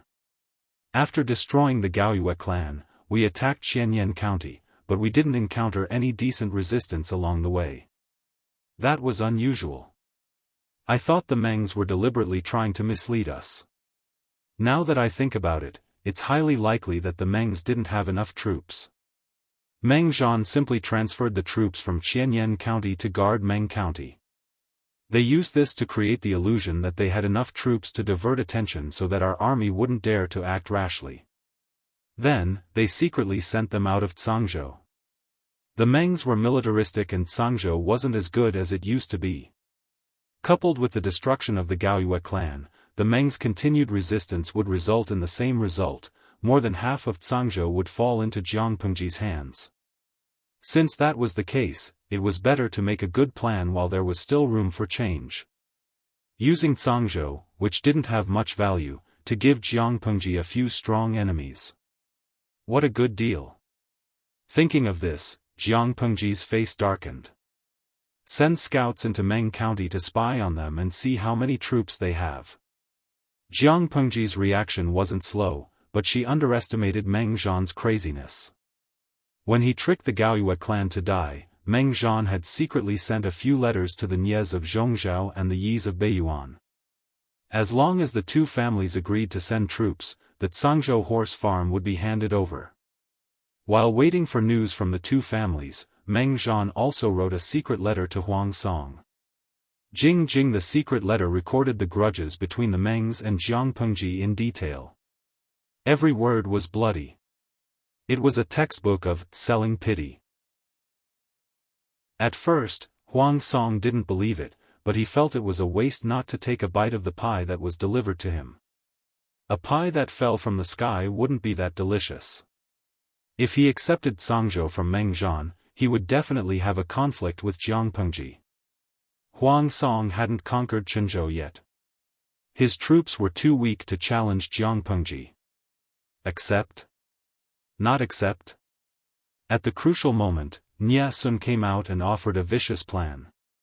If the Mengs are willing to secretly send troops to Cangzhou, then we will accept the benefits Meng Zhan promised. Huang Song didn't understand for a while, but the other strategists in the tent did. They looked at Nia Sun with some fear.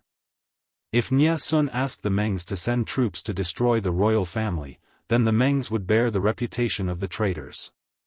Then, Huang Song could claim Cangzhou under the banner of justice. If he didn't do that, Huang Song would have to bear a certain amount of stigma if he wanted to conquer Cangzhou. No matter how weak the royal family was, it was still the royal family. All the feudal lords in Dongqing coveted Cangzhou, but none of them wanted to stand out when the royal family was there. If the Mengs were willing to bear the eternal blame, then Huang Song would not only be innocent but also meritorious if he attacked Chunzhou. When Huang Song sent the message to Meng Zhan, the veins on Meng Zhan's forehead bulged. In his rage, he overturned everything that could be overturned. Huang Song, you're so young, but you're so ambitious. He didn't want to bear a bit of stigma, but he wanted to take all the benefits. When his anger subsided, Meng Zhan picked up the pen with trembling fingers and wrote a reply to Huang Song with mixed feelings. He suppressed his anger while writing the letter, swallowing the taste of iron that rose in his throat. It's a good thing to be ambitious. Only with great ambition can you fight against Lu Shi for a long time. If Huang Song was weak and couldn't stop Jiang Pengji's cavalry, he would vomit blood. Without Jiang Pengji knowing, Huang Song and Meng Zhan reached an agreement to cooperate. Meng Zhan sent troops to Chunzhou to kill the royal family, and Huang Song followed closely to rescue them. Unfortunately, when Huang Song arrived, the royal family was completely destroyed. Not a single person was left alive. Huang Song could only, reluctantly, take over the mess. When Jiang Pengji sent scouts to investigate the specific troops in Meng County, Huang Song had already secretly taken over Chunzhou. Not only that, Huang Song also conquered another county in Cangzhou with irresistible force. His army surrounded Meng County. Chapter 1075. What Wei Xiai and Jiang Pengji were worried about had happened. Huang Song had taken over Chunzhou and Song Prefecture. The Mengs had surrendered with Meng Prefecture. In other words, Jiang Pengji hadn't gained anything. Huang Song had taken all the advantages. If Jiang Pengji hadn't restrained the Gaoyues, they would have suffered great losses. They wouldn't even have gotten Qianyan County. Her face darkened. Her dark eyes flashed with murderous intent. The atmosphere was heavy, sticky, and suffocating. The ministers and generals felt oppressed. The fat man was even more afraid. He tried his best to curl himself into a ball. He rubbed his head against Wei Xi's palm. He wanted to hide his entire body in it. He let out a low whimper, as if he was afraid of something. Only in this way could it feel a sense of security. Wei Xiai caressed the fur on its head and back with his palm while he raised his hand nonchalantly and covered its body with his sleeve. Meng Zhan, that old man, he's so calculative. Jiang Pengji held a copper paperweight in her hand. Everyone could clearly see the deep finger marks on the paperweight. The entire paperweight was twisted. They could imagine how angry Jiang Pengji was at that moment. He set me up before he died. If I don't fight back, he'll think I'm made of mud. Meng Heng sat with his head down. He didn't say a word. He retracted his gaze, his face calm and tranquil. No one dared to make a sound. They were afraid to touch Jiang Pengji's bottom line. Meng Zhan had gone too far this time. His plan was ruthless. With Huang Song's help, it was obvious that he wanted Jiang Pengji to swallow this loss. Wei Xiai secretly looked around. Seeing that everyone was pretending to be dead one by one, he could only bite the bullet and stand out. My lord, there's no solution to this situation. In my opinion, it's better to retreat in order to advance. Everyone knows that my lord is holding back the Mengs. With your hard work, Magistrate Huang can sit back and enjoy the fruits of your labor. It's not too much for my lord to take half of Meng County. All in all, they couldn't let Huang Song take over Meng County. Jiang Pengji sneered. Take half? Isn't that better? If the Mengs did not make such a move, Jiang Pengji could admit defeat and be convinced that Huang Song had conquered 2 counties in Cangzhou with his military strength. Who knew that the Meng family would play tricks at this critical juncture? Not only did they help Huang Song take over Chunzhou, but they also gave up 2 counties. The Mengs did this to annoy Jiang Pengji. In this way, if she could swallow this insult, she would not be called Jiang Pengji. Wei Xiai sighed and consoled her, our army has the advantage of geographical and human conditions. Unfortunately, time is not on our side and we have made a mistake. Given the situation, my lord, please don't get angry and harm your health. The only thing we can do now is to think of a way to stop the losses in time. Please reconsider, my lord. Wei Ci was not frightened by Jiang Pengji. Instead, he advised her to calm down with a gentle voice. For a moment, Meng Han and the other generals looked at him with awe. Their lord's aura was too frightening. Even if they were numb to killing, they were still sweating profusely. The back of their clothes was drenched in sweat. The gazes of the civil officials were much more complicated. A true warrior dared to face an erupting volcano and a furious lord. Wei Ci was the lord's personal fire extinguisher. Although Jiang Pengji was angry, she was still rational. Seeing that the atmosphere in the tent was stagnant, she slightly restrained her aura. Seeing that her expression had cleared up, everyone heaved a sigh of relief. If their lord remained in a state of rage, even if they were not scared to death, they would be nervous to death. Fengzhen secretly wiped his sweat and bowed. I really have a plan. Maybe we can stop the losses.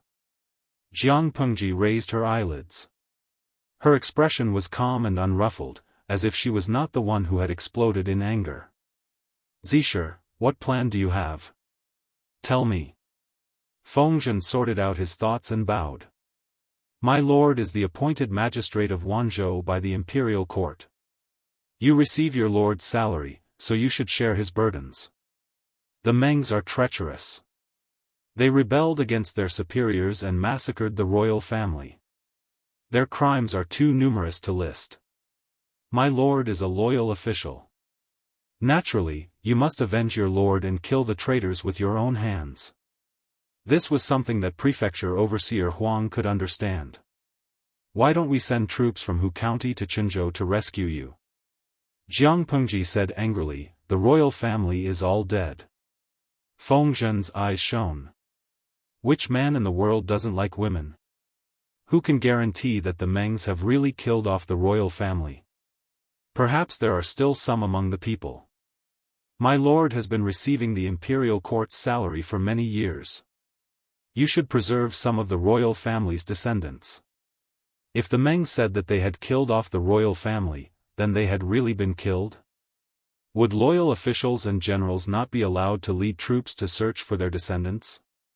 Based on this reason alone, Jiang Pengji had the right to deploy troops to Qinzhou. Huang Song had many troops, but not many. If he wanted to completely control Qinzhou, it would take some time. While the enemy's foundation was not stable, it was better to besiege Wei to rescue Zhao, and see whether Huang Song wanted Qinzhou or Zhangzhou. Meng Han said worriedly, I'm afraid it will be too late to deploy troops now. Fengzhen said, Commander Meng, have you forgotten about Deputy Commander Jing Rong and Deputy Commander Dian? Jing Rong? Deputy Commander Dian? Meng Han suddenly understood. Yang Si and Dian Wei had been deployed to Hu County by Jiang Pengji. They were in charge of the alliance with Su Bei and had kept a low profile for many years. Hu County was not far from Qinzhou. If they deployed troops from Hu County, they could definitely make it in time. Jiang Pengji's eyes shone with a cold, calculating light, as if she was considering the feasibility of Fengzhen's words. She turned to ask Feng Jin and the others, does anyone have anything to say? Feng Jin thought about it, closed his eyes slightly, and cupped his hands in front of his chest. My lord, I don't think it's time to lay my cards on the table with Governor Huang. Jiang Pengji tapped her finger on the table and said coldly, you're right, it's not the right time to lay my cards on the table yet. The atmosphere in the tent was tense. Even the audience in the streaming room did not dare to make jokes. Hearing the conversation between Feng Jin and Jiang Pengji, a few of the more hot-tempered audience could not help but speak up. Qianxi Durian Piao, Meng Zhan is scheming. Huang Song, as an ally, has reached an agreement with the enemy. Although in the face of benefits, it's nothing. But Huang Song's actions are still upsetting. Streamer, are you really going to take this loss? Xiang Wuxianhao, streamer, when did your temper become so weak? The audience still liked Jiang Pengji, who was always angry. How could she take it lying down when someone was bullying her? Xingye Jingyue, don't be anxious. I think the streamer must have her own considerations. Maybe there's something we don't know. A small portion of the audience was angry, but most of them were calm. There were even some who were secretly happy to see Jiang Pengji suffer a setback. Although she suffered a setback, the streamer had always been smooth sailing. She was angry at everyone, so it was boring to watch. Shimo Ning, I wonder if there'll be a chance to see Meng Zhan. He counterattacked and made the streamer suffer in silence. That's not easy. Speaking of this, many of the audience expressed their regret. To be able to make the streamer suffer a setback, that's a true warrior. At that moment, a few blue bullet screens appeared timidly. Chapter 1076. All the viewers in the streaming room were dumbfounded. When had they ever seen Meng Zhan? Jiang Pengji also noticed the bullet screen. She frowned and raised her eyebrows. Meng Zhan lived in Sangzhou, and she fought all the time. She had never seen Meng Zhan, so it was impossible for the viewers in the streaming room to have seen him. However, Jiang Pengji suddenly thought of something when she saw the color of the bullet screen. She suddenly understood. The viewers in blue were the viewers of the time-traveling woman's streaming room. Jiang Pengji had never seen Meng Zhan, but it didn't mean that the time-traveling woman hadn't seen Meng Zhan. Maybe when the time-traveling woman met Meng Zhan, she had the streaming room open, so the viewers in that dimension had seen Meng Zhan? Jiang Pengji thought for a moment. That was the most likely guess. It turned out that Jiang Pengji's guess was correct. Not only that, but from the comments of the viewer, she could more or less guess why Meng Zhan valued the bastard son so much. Tangerine lemon candy, that's old news from a long, long time ago. I was in my first year of high school, and I accidentally entered this streaming room. No, not the streamer's streaming room, the one with the color. Although the content was very embarrassing, the streaming room was very popular. The male and female protagonists were both very good looking. I liked to watch it when I had nothing to do to relieve my stress from studying. The viewer rambled on and on for a long time before he got to the main topic. Orange lemon candy. I remember there was a rich man in the streaming room who issued a task for the streamer to act as a prostitute and attack the son of an aristocratic family. The streamer's target was Lu Shi at first, but then she changed it to Meng Zhan. To be honest, I had a deep impression of Meng Zhan, not because of his high status or good looks, but because he was the first man to defeat the streamer. He was a real man. Jiang Pengji was surprised. She thought Meng Zhan was also a subject of the time-traveling woman, but he wasn't. He even rejected the time-traveling woman. And then? The viewers had the same thought as Jiang Pengji. They were eager to hear the gossip. The viewer didn't keep them waiting. He quickly sent another bullet screen. Orange lemon candy, the streamer is also proud. As a fairy, how could she be rejected by a mortal? She and Meng Zhan didn't end well. When they were arguing, the streamer said Meng Zhan had weak sperm and called him a natural eunuch. Later, the streamer even arranged a doctor to attack Meng Zhan. I remembered that Meng Zhan had a few maids who warmed his bed. They served him for a few years, but they didn't have any children. Looking at the bullet screen, Jiang Pengji vaguely pieced together the truth of that year. If Meng Zhan really had asthenospermia, it would be extremely difficult for him to make women infertile. It was not unreasonable for him to suspect the blood of Meng Heng and Nye Sun. Under the woman's scheme, the wedding procession was ambushed by bandits the night before Gu Zhen married Meng Zhan. Although the reinforcements had arrived in time and saved the people, it was impossible for Meng Zhan to not have a thorn in his heart. Unfortunately, Gu Zhen did not shed any blood on her wedding night, which seemed to further prove the fact that she had been defiled by the bandits. After that, Gu Zhen was found to be pregnant. Calculating the time, it happened to be around the time of the wedding. Meng Zhan was well aware of his body's problem. Although he had the ability to conceive, the chance of success was too small. It couldn't be a coincidence. At this time, the time-traveling woman created another illusion, letting Meng Zhan see the scene of Gu Dai having an affair with her servant. At this stage, Meng Zhan could still tolerate it. However, Gu Zhen's unwillingness to abort the fetus in her belly deepened Meng Zhan's suspicion. After a series of punches, Gu Zhen and Meng Zhan fell out of each other's hearts. The time-traveling woman tormented Gu Zhen, not only because of Gu Min, but also because of Meng Zhan. Meng Zhan rejected the charming time-traveling woman and married Gu Min's stepsister. How could the time-traveling woman tolerate it? She wouldn't rest until she made some trouble for him. Thinking about it, Jiang Pengji felt that the time-traveling woman was even more disgusting. She only destroyed her soul, which was too easy for her. Pussy Pusixio, weak sperm. Now that you mention it, Meng Zhan's head can be grazed with sheep. Tungzi Liang Tang, weak sperm isn't absolute infertility. It's just that the probability of getting pregnant is much lower than normal people. This disease can still be improved through nursing. In short, Meng Zhan still has the hope of becoming a father. The fact proved that the audience was right. The time-traveling woman pointed out the defects in Meng Zhan's body. He invited doctors and asked for medicine to cultivate his mind. Although it wasn't as good as normal people, after a few times, he could still have his own children. That was how Meng Zhan's illegitimate son came about. After Gu Zhen fell out of favor, the number of women in Meng Zhan's backyard increased. Everyone's whereabouts were strictly monitored to prevent the possibility of being cuckolded.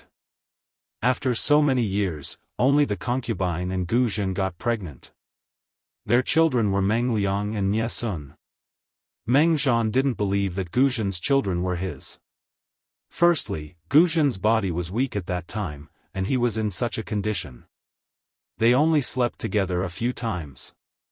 The probability of them having children was too low. Secondly, under the interference of the time-traveling woman, Meng Zhan saw Gu Zhen fooling around with the manservants in the front yard. He hated Gu Zhen even more. If it wasn't for the Lu and Gu family's reputation, Meng Zhan would have strangled Gu Zhen to death. Why would he spare her life? The streaming room was bustling with gossip. Jiang Pengji lowered her eyelids.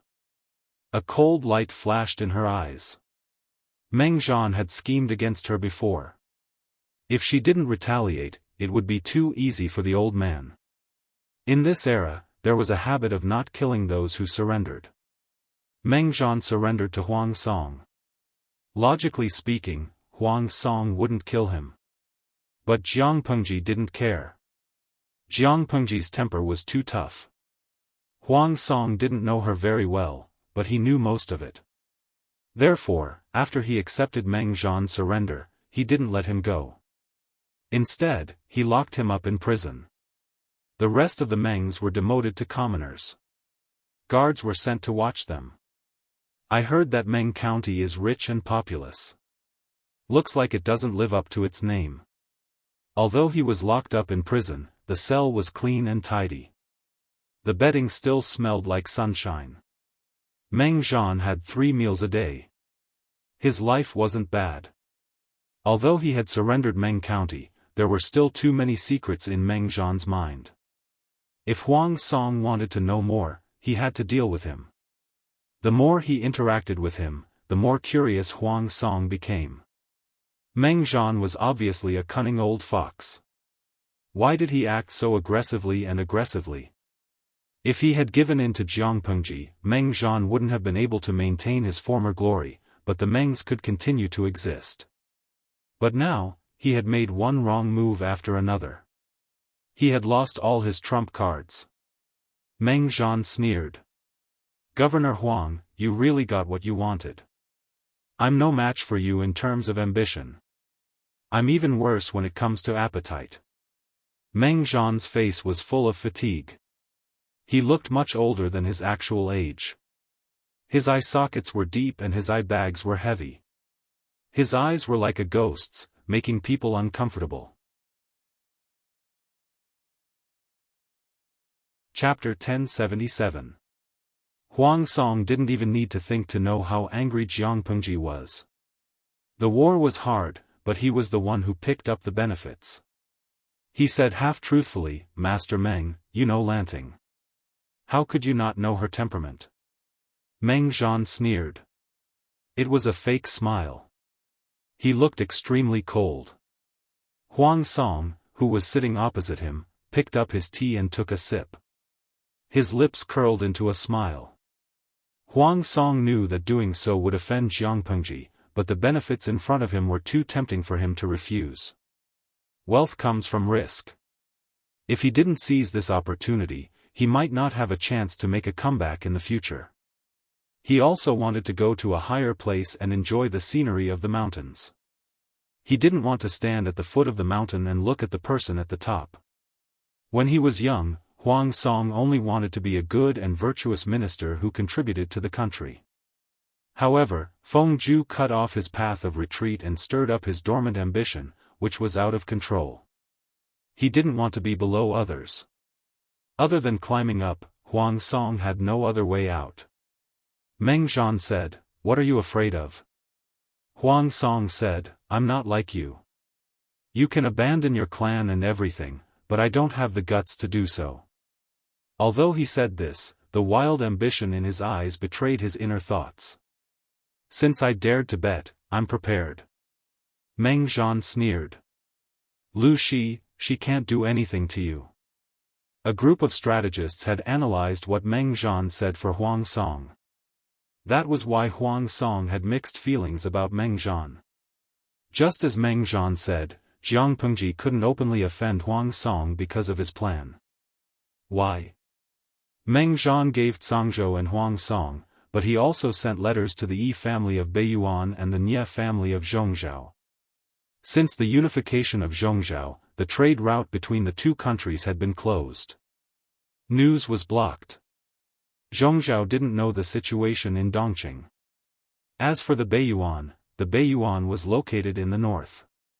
There weren't many trade and official exchanges between the two countries. News was also not developed. The Meng family was in Cangzhou. With the two natural barriers in Cangzhou, Zhongzhou and the Beiyuan didn't have any plans to attack Dongqing. At that moment, the Meng family sent such news. How could the Yi family of Beiyuan and the Nie family of Zhongzhou not be tempted? As mentioned earlier, the Beiyuan country was ruled by the aristocrats, and the royal family were all puppets. The Yi clan's authority was not the greatest, but it was not far off from another large clan in the North Abyss. If the Yi family obtained the horse farm in Cangzhou, they could instantly reverse the situation and smoothly control the political power of the Beiyuan.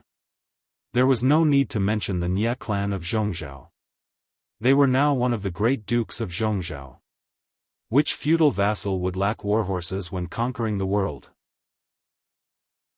The Nie clan didn't have a horse farm. Although they had a strong foundation and could build a strong army, a horse farm was still very attractive to them. Meng Zhan knew what they were thinking. He threw Cangzhou as bait to lure them in, and then he gave Cangzhou to Huang Song. Meng Zhan didn't do it to frame Huang Song. He did it to impede Jiang Pengji. How to restrain him? Outside, there were two strong enemies eyeing her covetously. Jiang Pengji could not possibly fight with Huang Song to the death and allow the two external forces to take advantage of her. If they were to fight, the two natural strongholds in Cangzhou would definitely be breached by the enemy. That was why Feng Jin had said that this wasn't a good opportunity to lay his cards on the table with Huang Song. Meng Zhan could ignore his country and the world, but Jiang Pengji couldn't. Even if she suffered a setback, she still had to think of the big picture.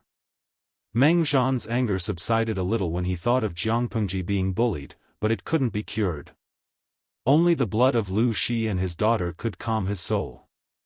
Huang Song stood up from his seat and said something before he left. Lanting will arrive with his troops in a few days. Does old Master Meng need my help? Huang Song couldn't care less about the grudges between Meng Zhan and Jiang Pengji, but Meng Zhan had indeed helped him a lot. He wouldn't be stingy with his help. No. Just ask Lu Lanting to come over. Meng Zhan knew what Huang Song meant, but he wasn't afraid of death. He didn't need the pity and help of an ant. Even if he died, he wouldn't bow down to his enemy. After 2 months, Huang Song and Jiang Pengji met again, but the atmosphere was not as harmonious as before. However, everyone was a drama queen. No matter what they were thinking, they pretended to be good to each other. Where's Meng Zhan? Jiang Pengji stationed the army at the border of Qianyan County. She brought 5,000 elites to the government office of Meng County. It used to be Meng Zhan's residence, but now it was Huang Song's temporary residence. Huang Song suggested with a smile, Lanting must be tired from the long journey. Why don't you rest first and interrogate him tomorrow? Even when he met Jiang Pengji's eyes, he didn't show any signs of cowardice. Jiang Pengji said, fine. It doesn't matter to me whether he lives a day longer or a day shorter. Huang Song set up a banquet for Jiang Pengji. There was an endless supply of good wine and delicacies. It was much more luxurious than the banquet in Heda County. The time was different, and the mood was different. No one was in the mood to enjoy. They looked happy on the outside, but their hearts were heavy. The civil officials were introverted, and they were good at disguising themselves. They were almost flawless. In comparison, the generals were less composed. The worse the temper, the more impatient they were. At that moment, Meng Heng secretly winked at Jiang Nongqin. Jiang Nongqin, who always kept a low profile, drank a cup and put it down in dissatisfaction. The table made a dull noise. Why do I only have water here? Are you purposely neglecting me? No one was in the mood to dance. When they heard Jiang Nongqin's words, they all turned to look at her. Only then did many people realize that she was a female general, but she was mingling with a group of men.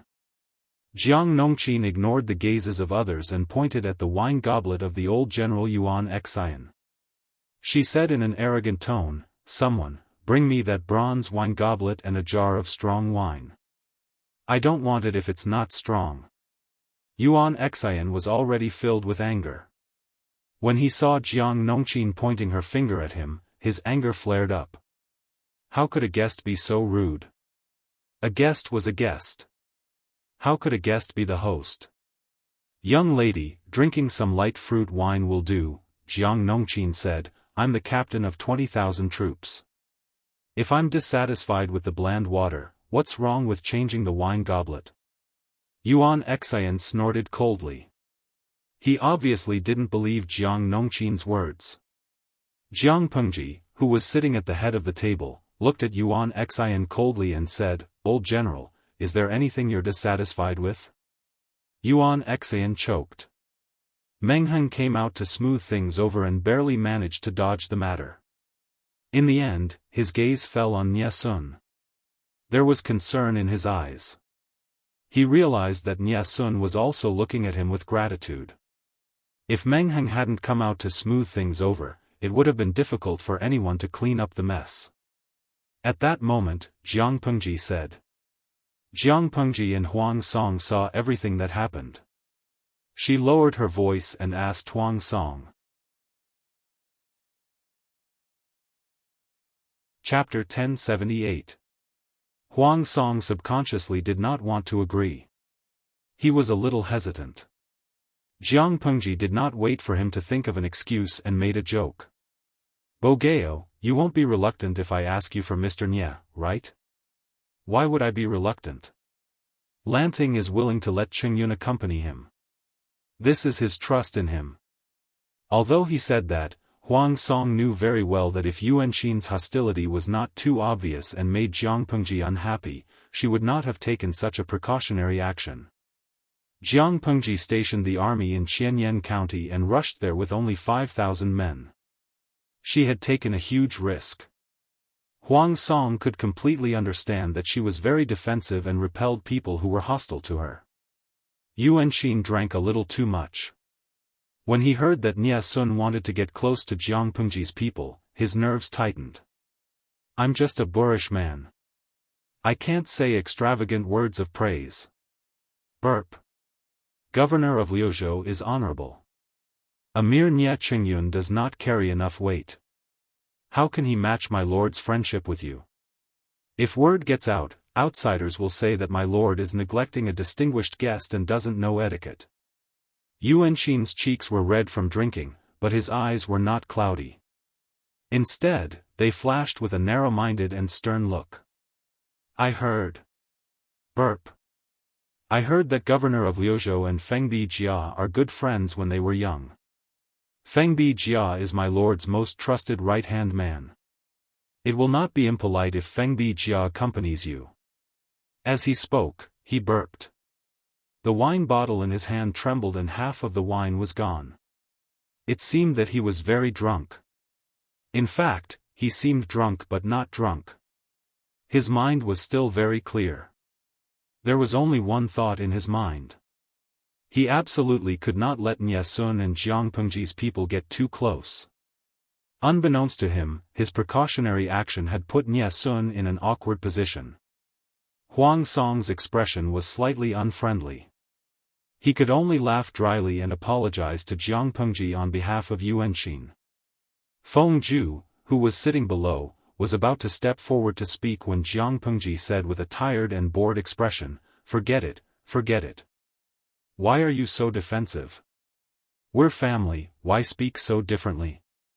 If Huijia has time and Bogeo is willing to let him go, it'll be good to accompany me." Seeing this, Feng Ju had no choice but to swallow his words of apology. He cupped his hands and said, "If Governor of Liuzhou doesn't mind, I will accompany you."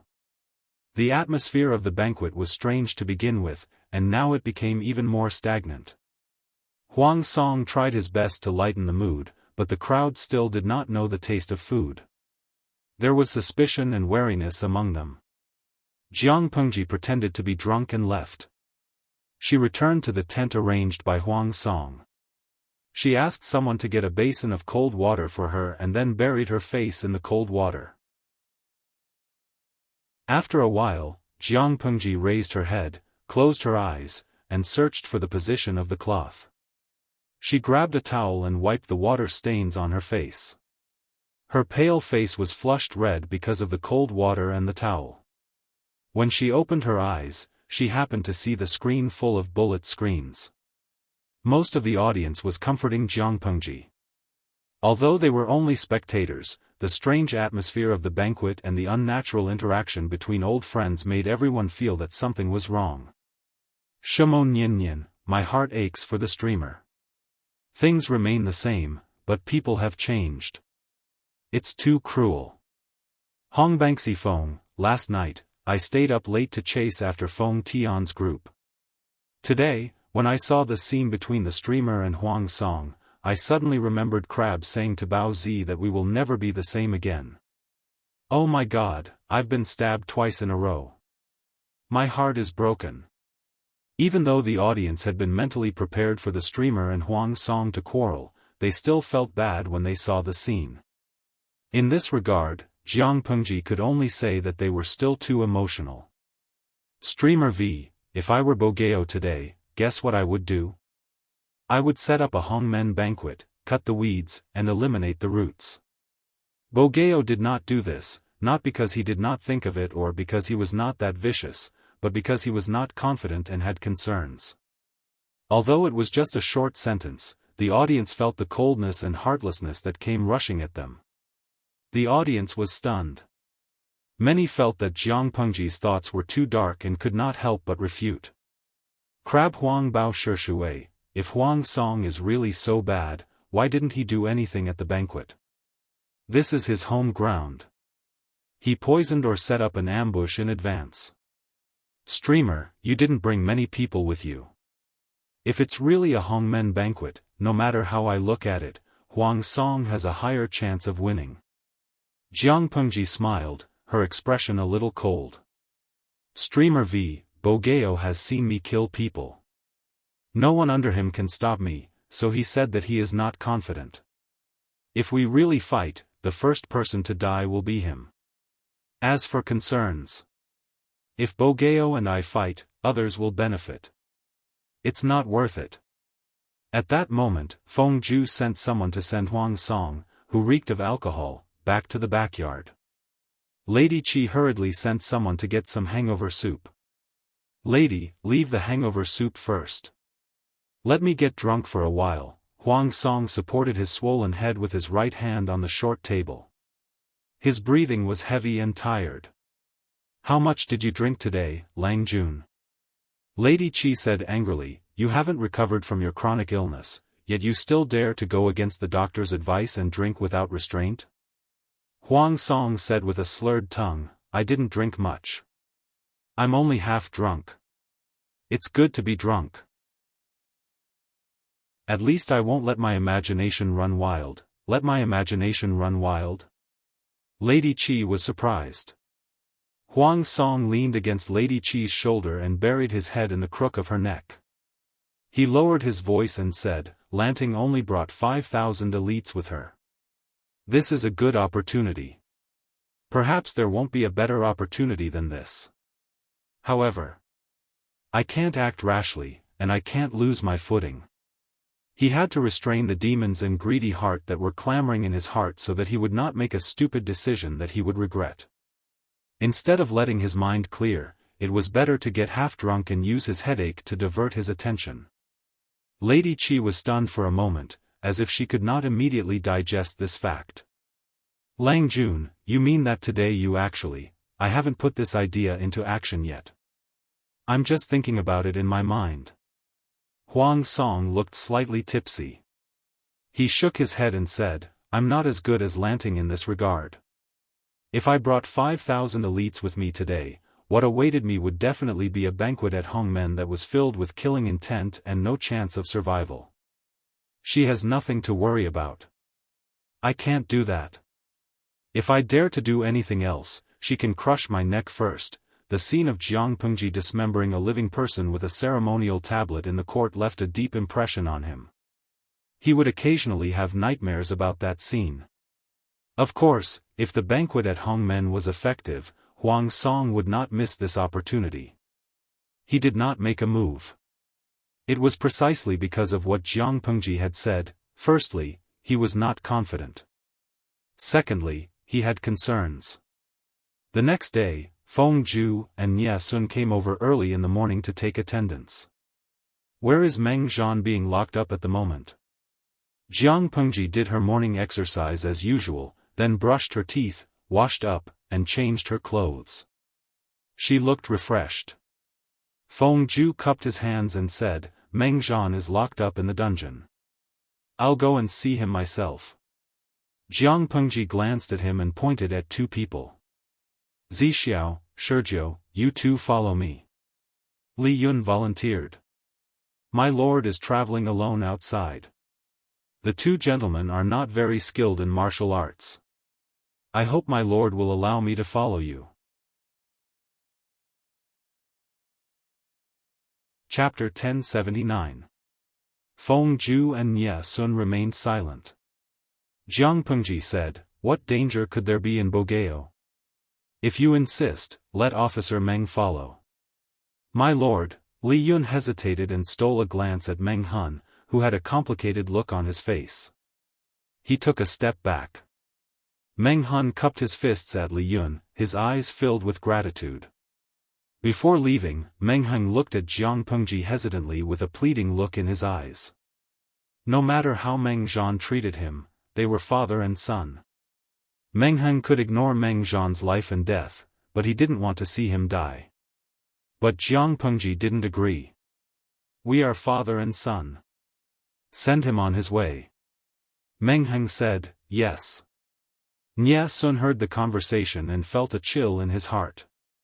Was this person forcing Meng Hun to kill his own father? Feng Ju said, the dungeon is dark and damp. Why don't we get someone to bring the prisoner out? No, I'll go see for myself. I haven't seen what the dungeon looks like. Just as Feng Ju said, the environment in the dungeon was terrible.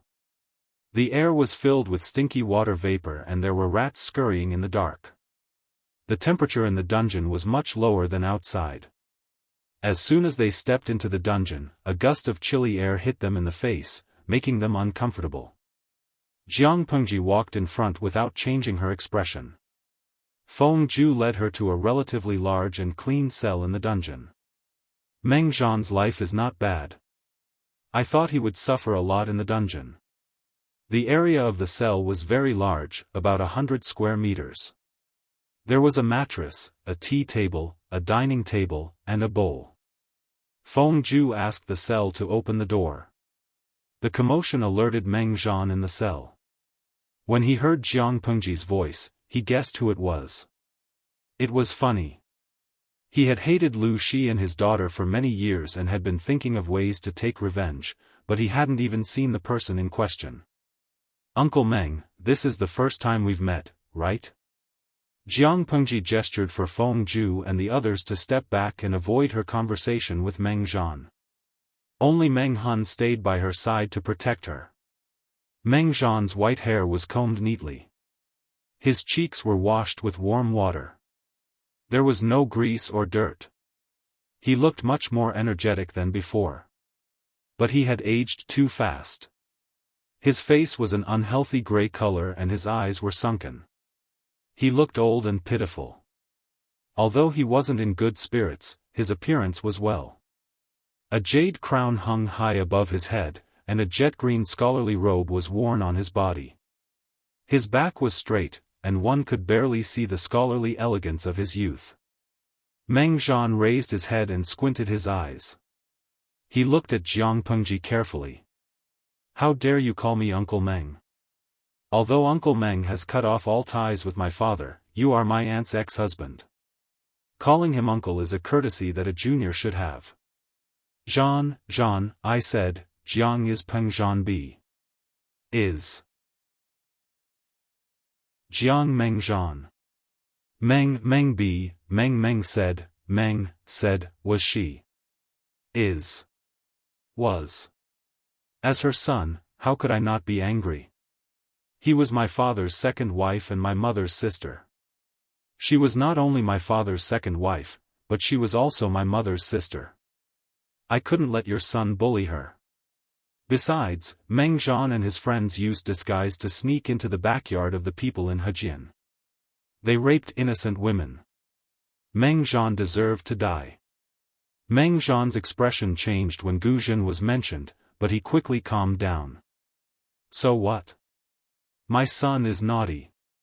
He just needs to change. I, his father, will teach him a lesson. Meng Zhan and his friends used disguise to sneak into other people's backyard to bully women. It was nothing new. Meng Zhan had cleaned up his mess for him many times. He was angry at his son's behavior, but what could he do? He was the only child in the family.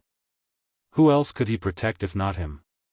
Jiang Pengji was so angry that she laughed. Did you say something in the living room? Meng Zhan raised his eyebrows. What? If you can't discipline your son, don't blame others for teaching him a lesson. I thought Meng Zhan was hopeless, so I sent him on his way. Do you know how I killed Meng Zhan? I cut open his wrist and let him bleed to death. Even though Meng Zhan had a good temperament, he couldn't hold back his anger when the enemy who killed his son talked about how he killed his son. Are you angry? Jiang Pengji smiled. I have more to say. Do you want to hear it? Meng Zhan sneered. You are indeed the daughter of Lu Shi and Gu Min Gu Zhen's stepdaughter. You are indeed vicious and shameless. I am no match for you. If I had 10% of Uncle Meng's skills, I would have no regrets. The atmosphere was tense. Meng Hun stared at Meng Zhan, his former boss, with murderous eyes. He didn't expect Meng Zhan to not repent after so many years. Meng Zhan's son was a son, but his wife and children were not human. Lu Lanting, did you come here just to argue with me? Meng Zhan sneered. His face was full of wrinkles, but his eyes were full of vigor. If this is all you've got, let me give you a piece of advice. Don't embarrass yourself in front of me. Jiang Pengji crossed her arms and sat opposite Meng Zhan. She said, "It's not that I don't want to, but I'm afraid Uncle Meng can't take it." Meng Zhan's face darkened. Meng Heng and the others stood far away. They couldn't hear what Jiang Pengji and Meng Zhan were saying, but the atmosphere was worrisome. "Uncle Meng, you have a problem with your body. It's hard for you to impregnate a woman, right?" Jiang Pengji changed her sitting posture and sneered indifferently. "What are you trying to say? This is related to a man's dignity. Of course, I have to keep it a secret. Apart from you and your trusted doctor, no one else knows about it." Jiang Pengji ignored him and continued, "When my aunt married you, she was ambushed by a group of bandits. She was saved in the end, and the wedding went on as planned. However, the bride didn't bleed that night. Uncle Meng helped to cover it up." Meng Zhan could listen calmly at first, but the more he listened, the more he felt something was wrong.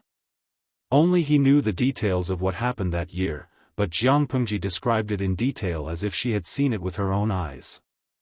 "After a month, my aunt was found to be pregnant. She got pregnant on the night of her wedding. Uncle Meng was not confident because of his health.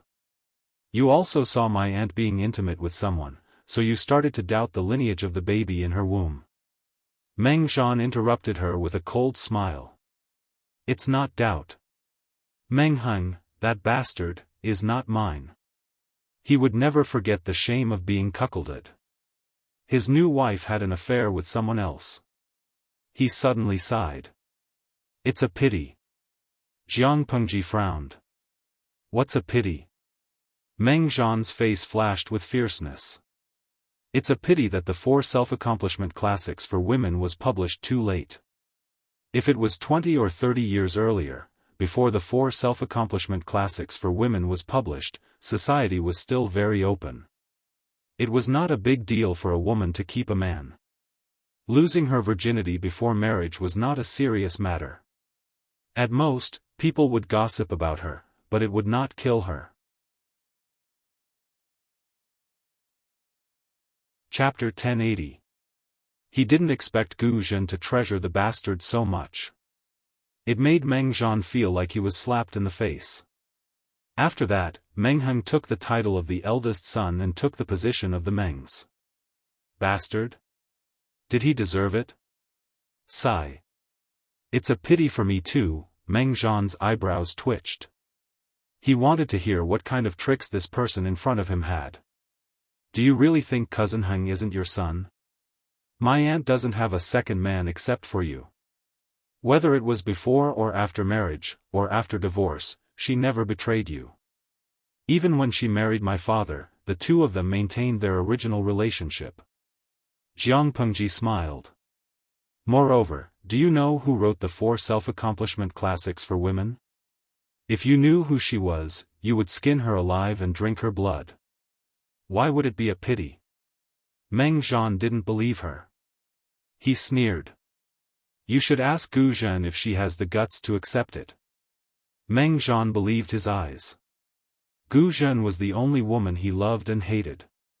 She betrayed him again and again. Did she really think he was afraid of the Gus and the Lus?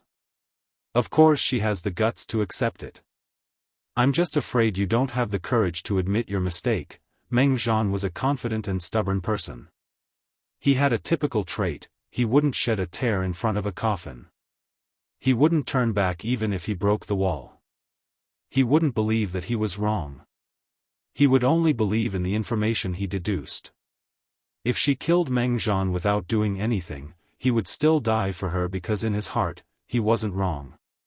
If so, Jiang Pengji would shatter his confidence with solid evidence. She would show him who was wrong. Meng Zhan was so angry that he laughed. His face looked twisted and weird. He said in a cold tone, "Ignorant boy. Your dirty tricks aren't even as good as your father. Kill me if you want. Cut me if you want.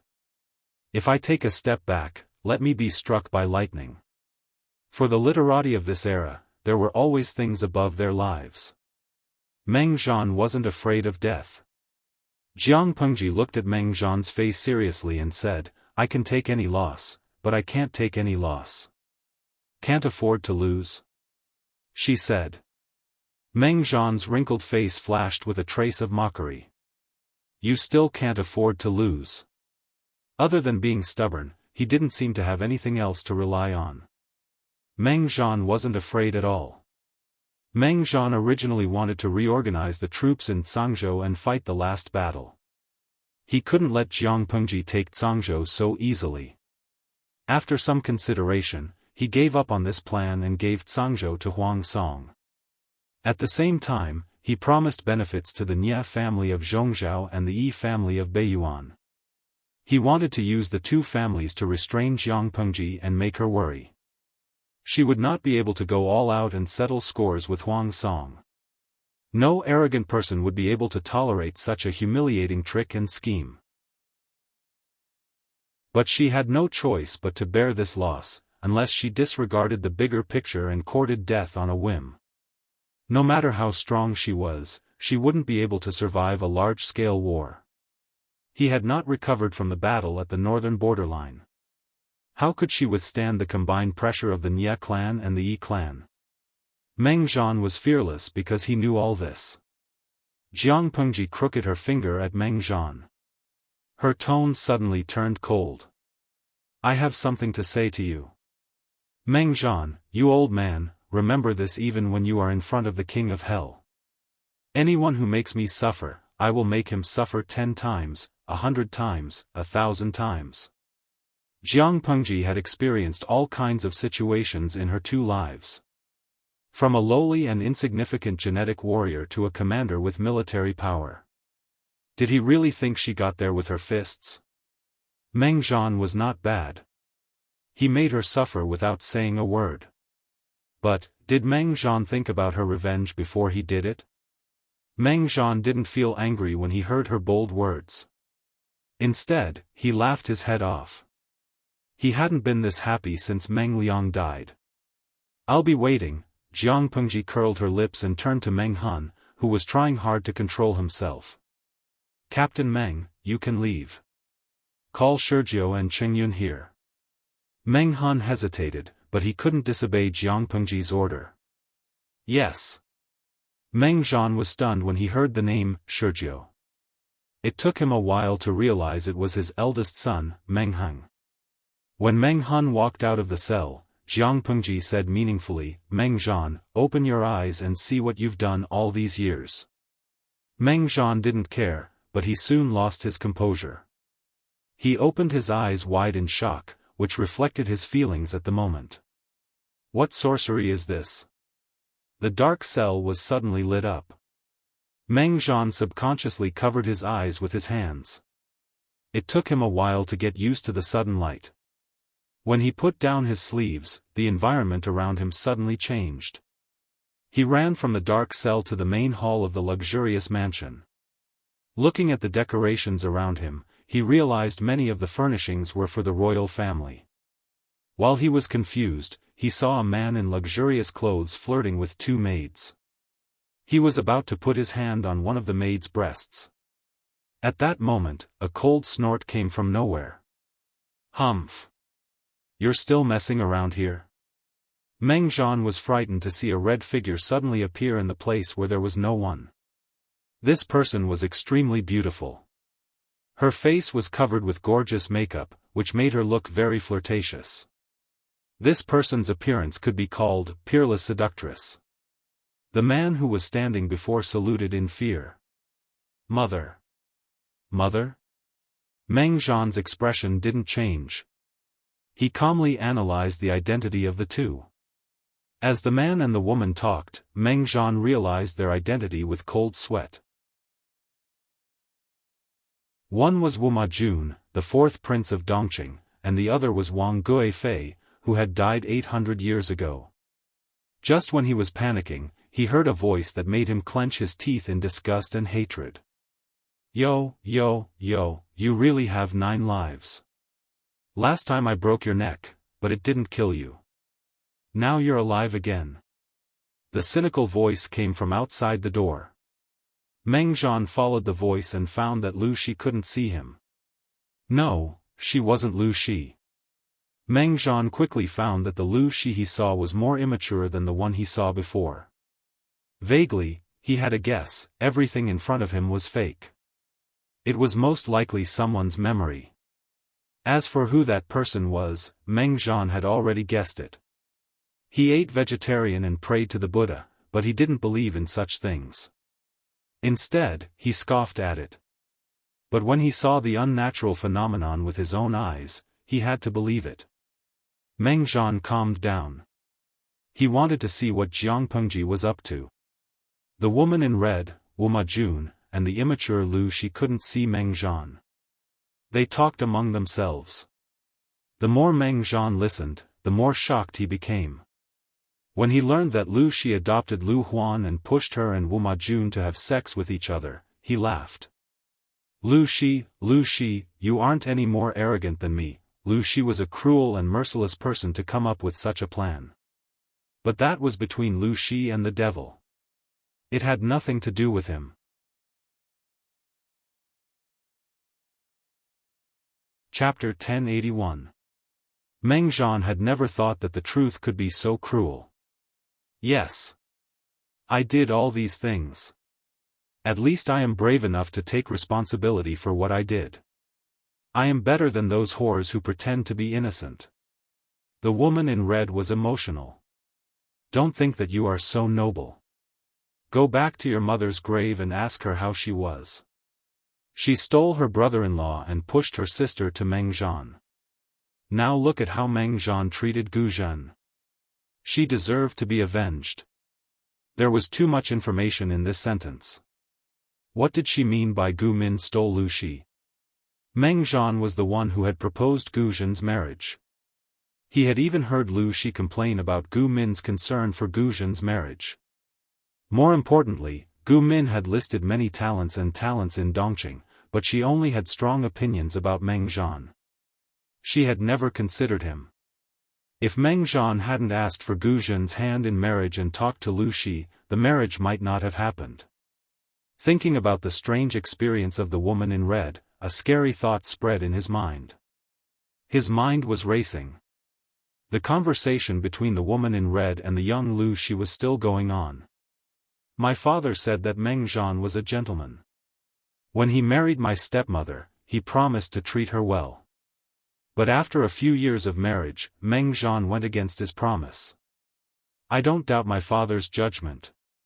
He and Meng Zhan were best friends. There was no conflict of interest between them. Meng Zhan didn't have to lie to him. So, what did you do? Meng Zhan suddenly remembered the promise he made when he was young. He fell in love with Gu Zhen at first sight. He could still remember the scene in the Lu mansion. He couldn't forget it even in the middle of the night. So what if she was the daughter of a concubine?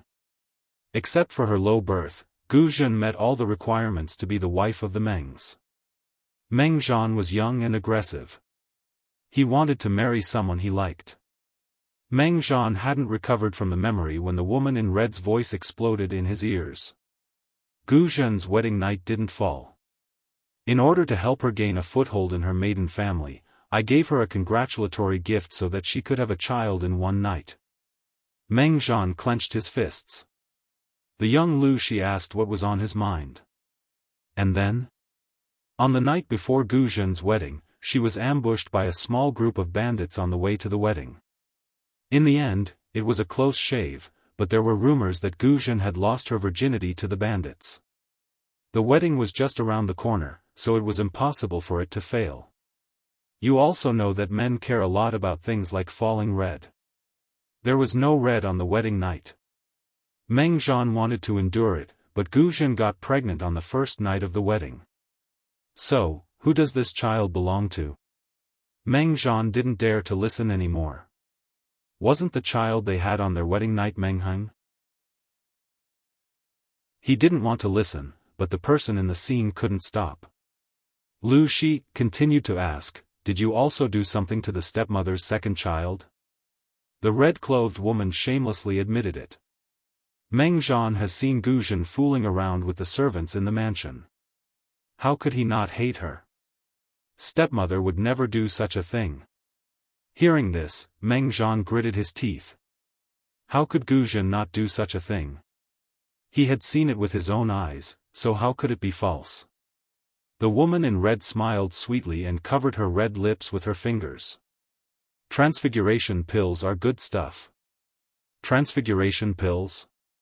Hearing the name, Meng Zhan could guess what it was used for. He couldn't stop being shocked. No, this was fake. Lu Shi knew sorcery. How hard could it be to fabricate a scene? Meng Zhan roared in his heart over and over again. All of this was Lu Shi's trick. It wasn't real. He was terrified. He didn't want to admit that he was wrong. He didn't wrong Gu Zhen. The more he thought about it, the more memories came into his mind. He couldn't ignore it. He remembered how much Gu Zhen loved Meng Heng. Every time he showed a little bit of disgust, she always showed a heartbroken expression. The husband and wife had tortured each other for years. Gu Zhen became more and more quiet and cold. She was like a lifeless dead wood. It annoyed him. How could a woman who had betrayed him show an expression that he hurt her? Don't you have only yourself to blame for all this? If you were willing to trust her a little bit, let go of your arrogance and dominance, and talk to your aunt, all these misunderstandings could be solved. The 4 self-accomplishment classics for women was written by that evil woman in red. She first took over Wang Huiyan's body and used it to stir up trouble. In the end, she took over Empress Du's body and wrote the 4 self-accomplishment classics for women, which made you sigh that it was too late. What do you think? Are you surprised? Are you surprised? Is it exciting? Jiang Pengji appeared in front of Meng Zhan. But you can't blame the monster for what happened. You, Meng Zhan, have to take half of the responsibility. Even if it didn't happen, you are still a scumbag. Think about what you have done over the years. Which one of them is good? Jiang Pengji continued to provoke him. As the leader of the Mengs, when have you ever treated the people in Tsang Prefecture well? You allowed your son of a concubine to commit crimes everywhere. He hurt the loyal and innocent, and he raped women and children. He even wanted to hurt his own mother. Isn't that what your father taught him? Meng Zhan endured the pain in his head and shouted angrily. Shut up. Do you still remember Meng Hun? He has been loyal to you and the Mengs for so many years. Your son of a concubine harmed his wife and daughter. Not only did you not help him, but you also protected the concubine and harmed Meng Hun. How can you treat him? If it weren't for you and your son of a concubine, he would not have caused chaos in Meng County. Cousin Heng looks a little like you. Are you blind? The more Meng Zhan did not allow Jiang Pengji to speak, the more she wanted to speak. He wanted her to suffer, didn't he? She would make Meng Zhan wish he was dead. Speaking of Cousin Heng, I forgot the son your aunt gave birth to. He was a baby boy with a cinnabar mole between his eyebrows. He was the second son of the Mengs, but your son of a concubine took his place under your control. He was buried in the cold mud by the servant woman when he was less than a month old. Meng Zhan, you killed your son of a concubine. You doted on Meng Liang like he was a treasure, but Meng Heng, as a Zongzi, was dragged down by you and your father to the point that he failed the assessment. The second son of the first wife, who had a strange phenomenon, was buried underground. It was rare to see someone who could harm their son to such an extent. Next, it's time for the main course. Jiang Pengji said it so softly that Meng Zhan could not hear it. In the spiritual realm, Meng Zhan saw a part of Jiang Pengji's memory. It seemed like a long time had passed, but in fact, it was only a short while. Meng Hun asked Meng Heng and Nie Sun to go over. They had different thoughts. Feng Ju, who was at the side, became suspicious.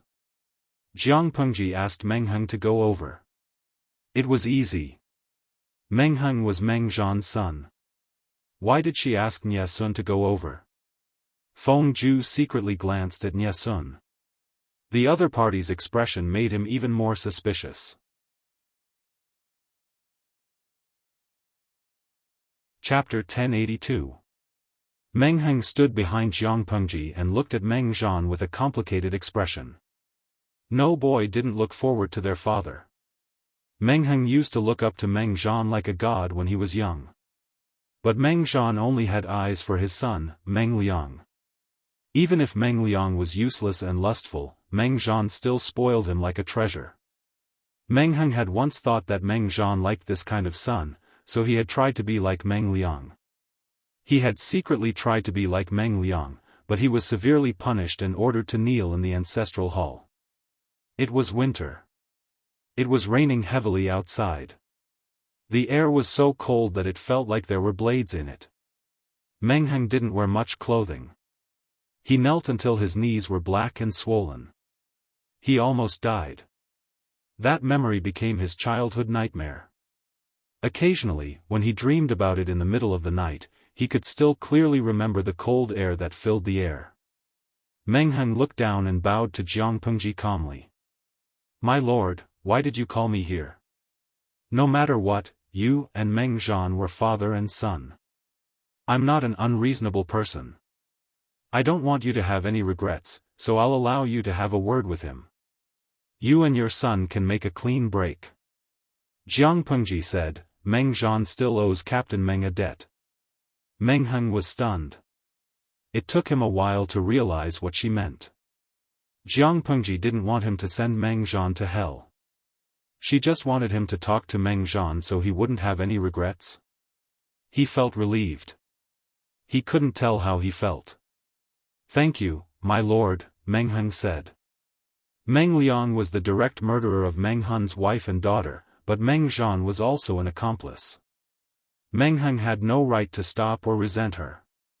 Jiang Pengji stood up and walked to the door of the cell. She turned her head and whispered, "His emotions aren't stable. Don't get too close." Jiang Pengji made way for Meng Heng, but she didn't go too far. This distance wouldn't make Meng Heng feel like he was being watched. It also wouldn't let the situation get out of her control. Meng Heng's eyebrows relaxed after Jiang Pengji left. He saw Nie Sun standing on the side and became suspicious. What was Nie Sun doing there? He didn't think further because he was pressed for time.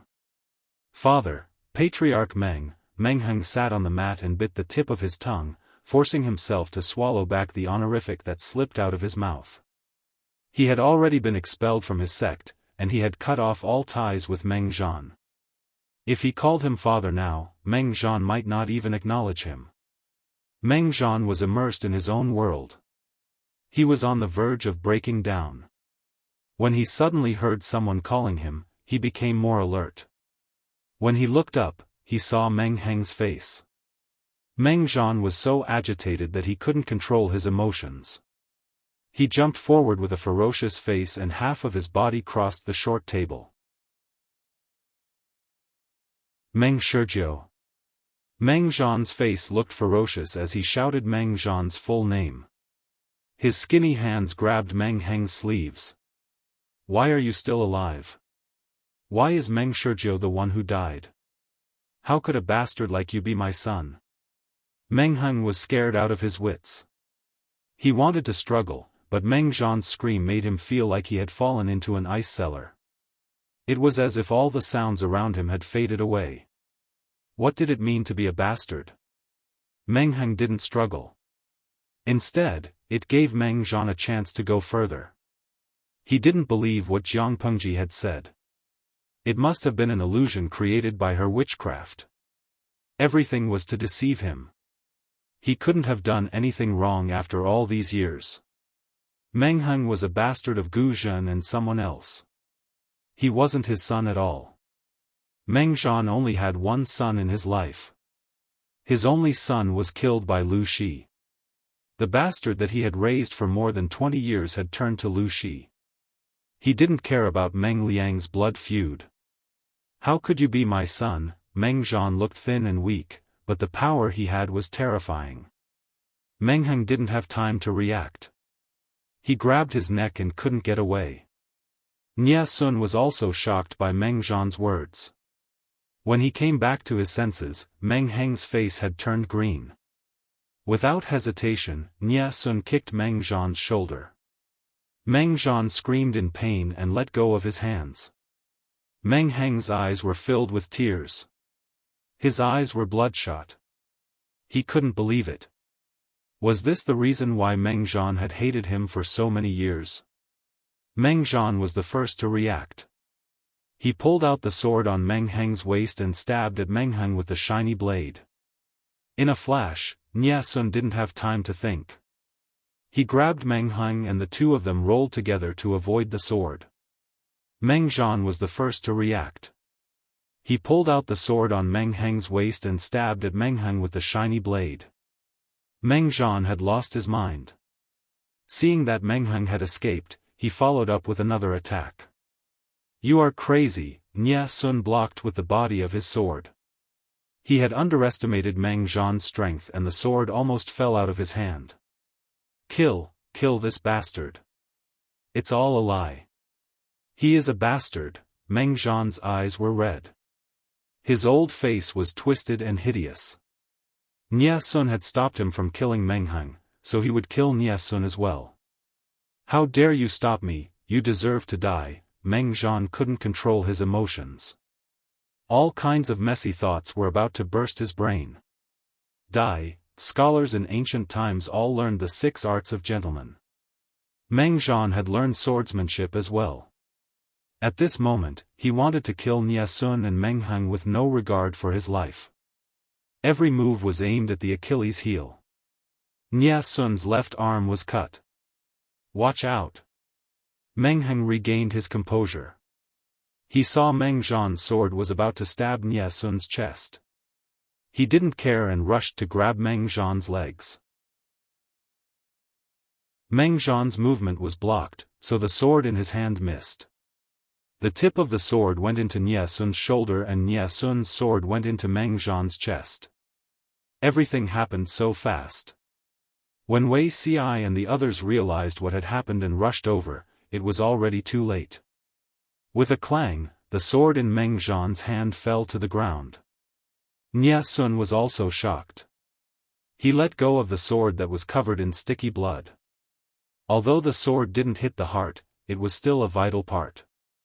Even if the doctor could get here, Meng Zhan would still die. The pain in his chest suppressed the swelling pain in his head. His mind slowly came back and his hideous face softened. "Shishirjiu," Meng Zhan opened his mouth, but his tone was calm. Meng Heng was still in a daze. He let go of his hands and held Meng Zhan's body. The sticky and glaring blood rushed into his eyes. He was out of his wits. His pale lips were trembling. He said, "Meng. Master Meng?" Meng Zhan heard the name. His pale face showed a trace of mockery and tiredness. His chest was hurting. He lowered his head and looked at the direction of the sword. He looked at the young man who put the tip of the sword into his body. He was about 25 or 26 years old, with a handsome face and a bright red cinnabar mole between his eyebrows. That face? That cinnabar mole? Suddenly, Jiang Pengji's words rang in his head. Chapter 1083. You dote on Meng Liang like she's a treasure. Who was Meng Liang? He was the son of a concubine in the Meng's family.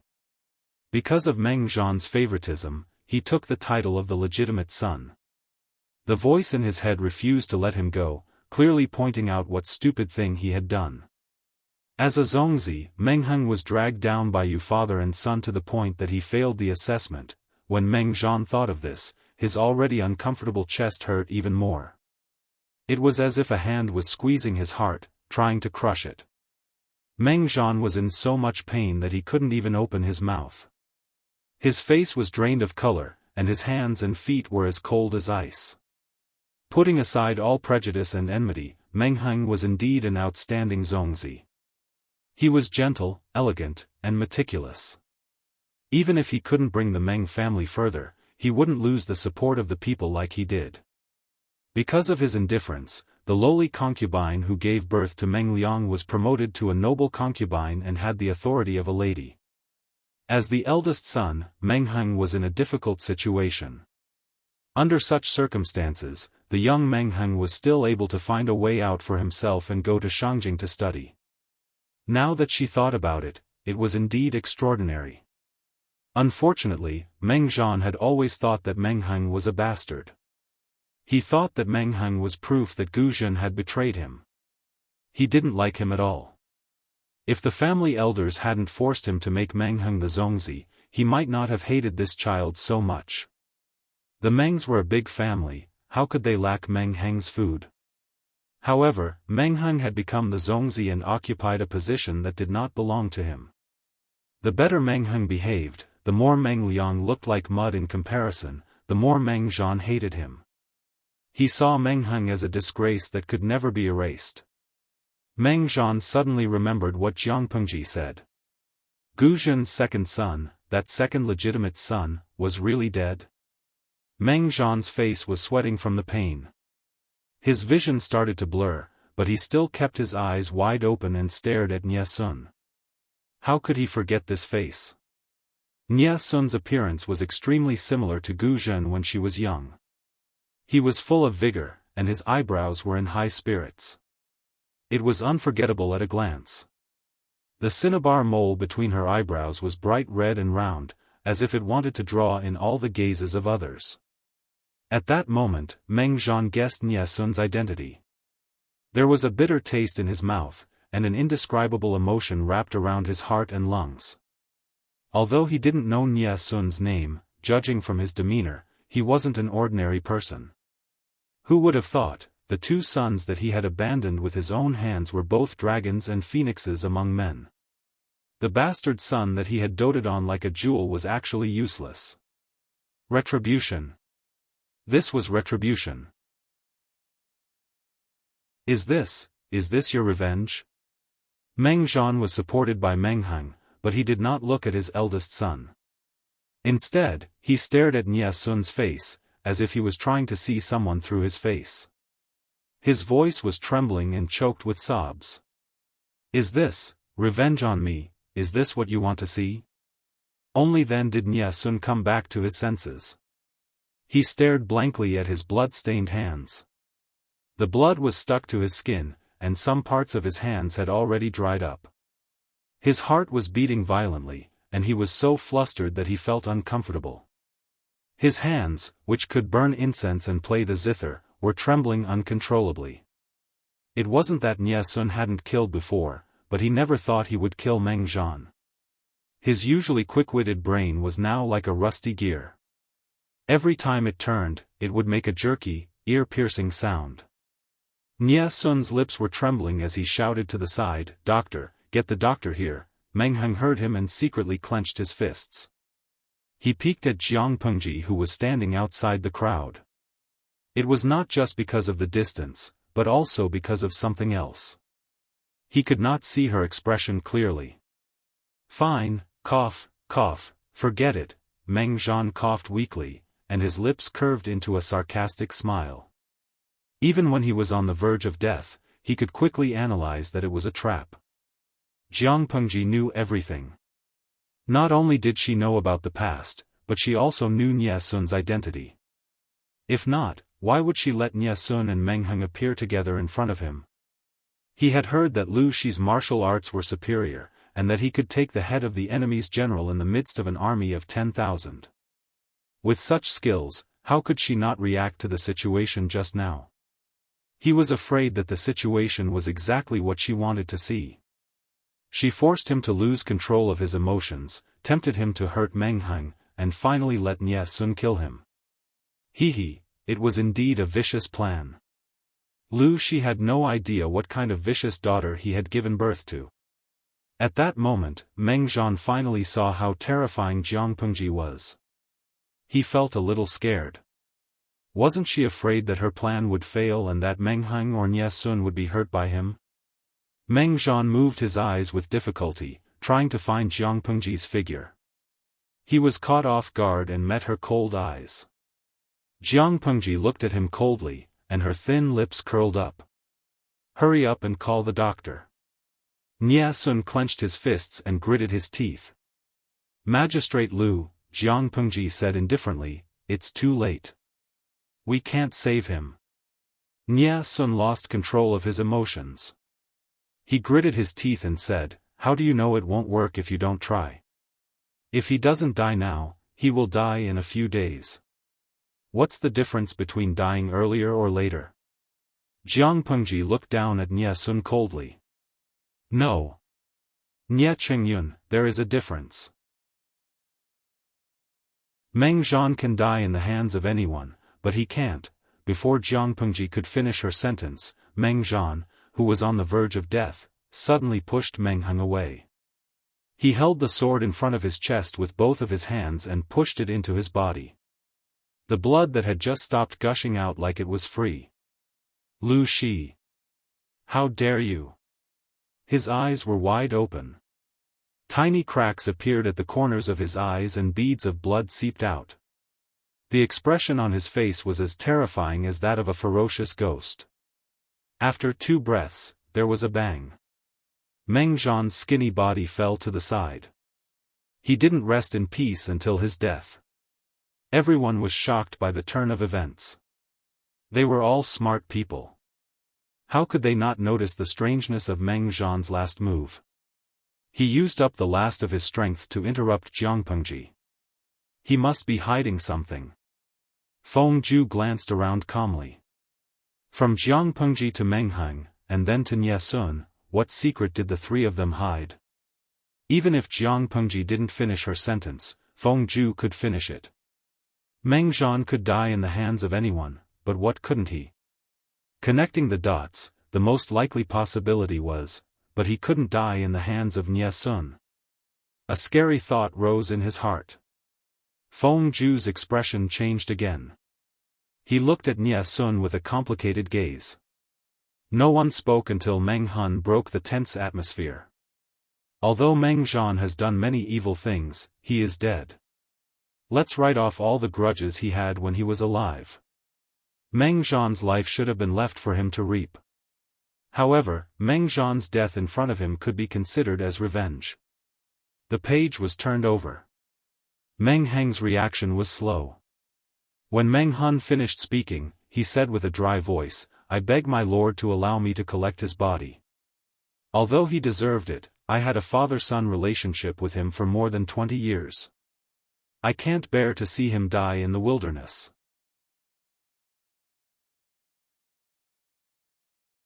Chapter 1084.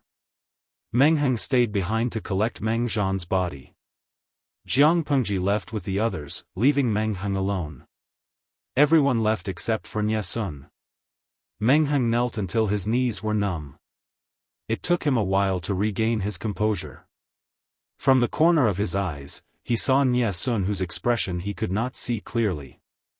"Chengyun, your arm is still injured. It's not suitable for you to stay in the damp and cold dungeon." He put Meng Zhan's cold body on the ground, opened his hands that were holding the sword, and uncurled his fingers one by one. Only then did Nie Sun return to his senses. His throat emitted a sound like that of a wild beast, as if he was suppressing a strong emotion. "Wow!" Nie Sun supported himself against the wall with his uninjured right hand and retched in discomfort. Meng Heng raised his hand and closed Nie Sun's eyes. He didn't seem to notice Nie Sun's abnormal reaction. "What's your relationship with the Meng family?" Nie Sun wiped the remaining stain on the corner of his mouth with the back of his hand and panted. "I'm from the Nie family of Zhongzhao's Bian prefecture.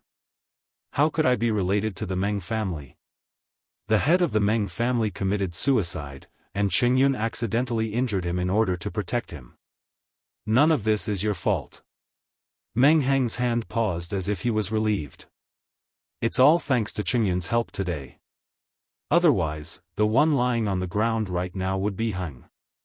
Nie Sun looked at Meng Heng's back with a complicated gaze. His usually straight back was now slightly bent. It was sad to see him all alone. I thought that Lu Prefecture Magistrate was a sentimental person, but after this incident, I realized that I was wrong, very wrong. Nye Sun left the dungeon and was not surprised to see Jiang Pengji. He stepped forward and said, "Magistrate Lu, aren't you afraid of falling out with Shurjiu by doing this? This is already the best situation. Cousin Heng is a smart man. He knows what's best for him." Jiang Pengji smiled. Meng Zhan's life can't be saved. If his death can be exchanged for the rest of the Mengs, wouldn't that be wonderful? Logically speaking, even if Meng Heng didn't hate her, there would still be some animosity between them. What was the price of doing so? The Meng family had no one to protect them. Meng Heng was generous and gentle, but that didn't mean he was a sentimental person. On the contrary, he was calm and rational. Meng Zhan is cousin Heng's biological father, but the father-son relationship between them has been eroded by Meng Zhan. Jiang Pengji looked at Nye Sun calmly and smiled. People's hearts are complicated, but they are also simple. If cousin Heng wants to blame me, I have nothing to say. When Nye Sun heard this, his Adam's apple bobbed a few times. He looked at Jiang Pengji with some shock. "Why, you've guessed my identity, haven't you?" Nye Sun was almost sure that Jiang Pengji knew the truth. "I'm afraid you don't know, but your face is very similar to my Shu aunt's. Many years ago, my aunt told me that her son, who died prematurely, was born with a cinnabar mole between his eyebrows." Jiang Pengji smiled. "When I first saw you, I thought your face looked familiar. Later, I heard from Bogeo that you came to Dongqing to look for your relatives, and I began to suspect you. But I don't have any evidence, so I'm not sure. It wasn't until cousin Heng escaped from Cangzhou and you took extra care of him that I could be sure." "What? Do you admire Meng Zhan?" Nye Sun gritted his teeth and said, "How is that possible? Meng Zhan didn't raise him, and he was cruel enough to let his illegitimate son take over his identity. He buried him, who was less than a month old, in the cold underground. If he had been a little unlucky, he would have lost his life long ago. To him, Meng Zhan was just a stranger who was related by blood." Jiang Pengji sneered. "If that's the case, isn't it even more unreasonable for you to blame me?" Nye Sun choked and couldn't speak. After a while, Nye Sun looked at his hands. The blood on them had dried up. "You plotted to kill your father. Isn't the magistrate of Liuzhou afraid of revenge?" Jiang Pengji said, "You and I are on opposing sides. I have so many enemies. It doesn't matter if you're here or not. The winner is the king, and the loser is the bandit. If one day I become your prisoner, you can take my life as you wish." After saying that, Jiang Pengji walked past Nye Sun and left without looking back. She didn't walk far before she saw a familiar figure standing at the end of the long street from afar. Warmth rose in her heart. She didn't need others to understand her, but if someone was willing to open their hearts to her, that would be the biggest gain. It was a special time, and Meng Zhan was a prisoner. His funeral had to be simple. But when Meng Zhan's coffin was buried, Meng Heng had lost a lot of weight. His clothes that fit him looked empty. In order to avoid arousing suspicion, no one from the Mengs came to the funeral. The funeral procession looked sparse and desolate. If Wei Xi, Fengzhen, and the others hadn't attended the funeral for Meng Heng, it would have been even more desolate. Jiang Pengji didn't attend, but without her secret support, Meng Zhan's mourning hall would have been smashed by the people of Meng County. I wonder what good things Meng Zhan did in his past life. He's done so many bad things in this life, but he still has a good son to send him off. Meng Han's revenge was avenged, but the knot in his heart wasn't so easily resolved. If nothing had happened to his wife and daughter, he would have a grandson by now and become a happy and peaceful father-in-law. Fengzhen smiled as he poured wine for Meng Han and filled up his own goblet. "Officer Meng, why don't you have another wife? You've already avenged your wife and niece. It's time for you to move on." The dead are gone, but the living are like this. They can only rest in peace if you live a good life. Meng Hun shook his head. He didn't want to have another wife.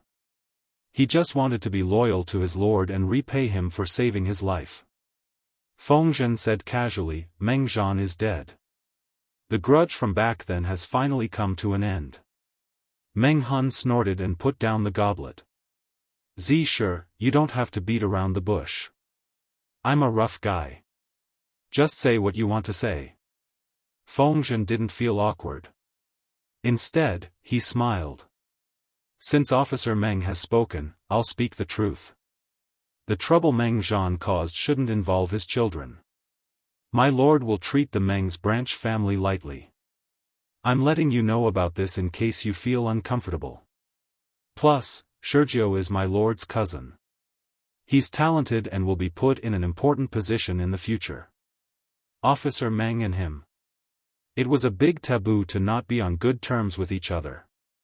Meng Hun was silent for a while and asked, Is this what my lord wants? Feng Zhen smiled. No, my lord. I'm just guessing. Meng Hun downed the wine in the goblet and snorted. Meng Sergio has been with my lord for a while. Have I ever made things difficult for him? Feng Zhen cupped his hands and said respectfully, Officer Meng is broad-minded. You're thinking too much. I'll drink this as a punishment. Meng Hun raised his hand to stop him and said angrily, There's only one jar of good wine. How much do you want to drink? After the funeral, Meng Hun immediately changed out of his mourning clothes. He wore plain clothes with a plain white belt around his waist. That night, he went to look for Jiang Pengji. I thought Cousin Heng would come looking for me earlier.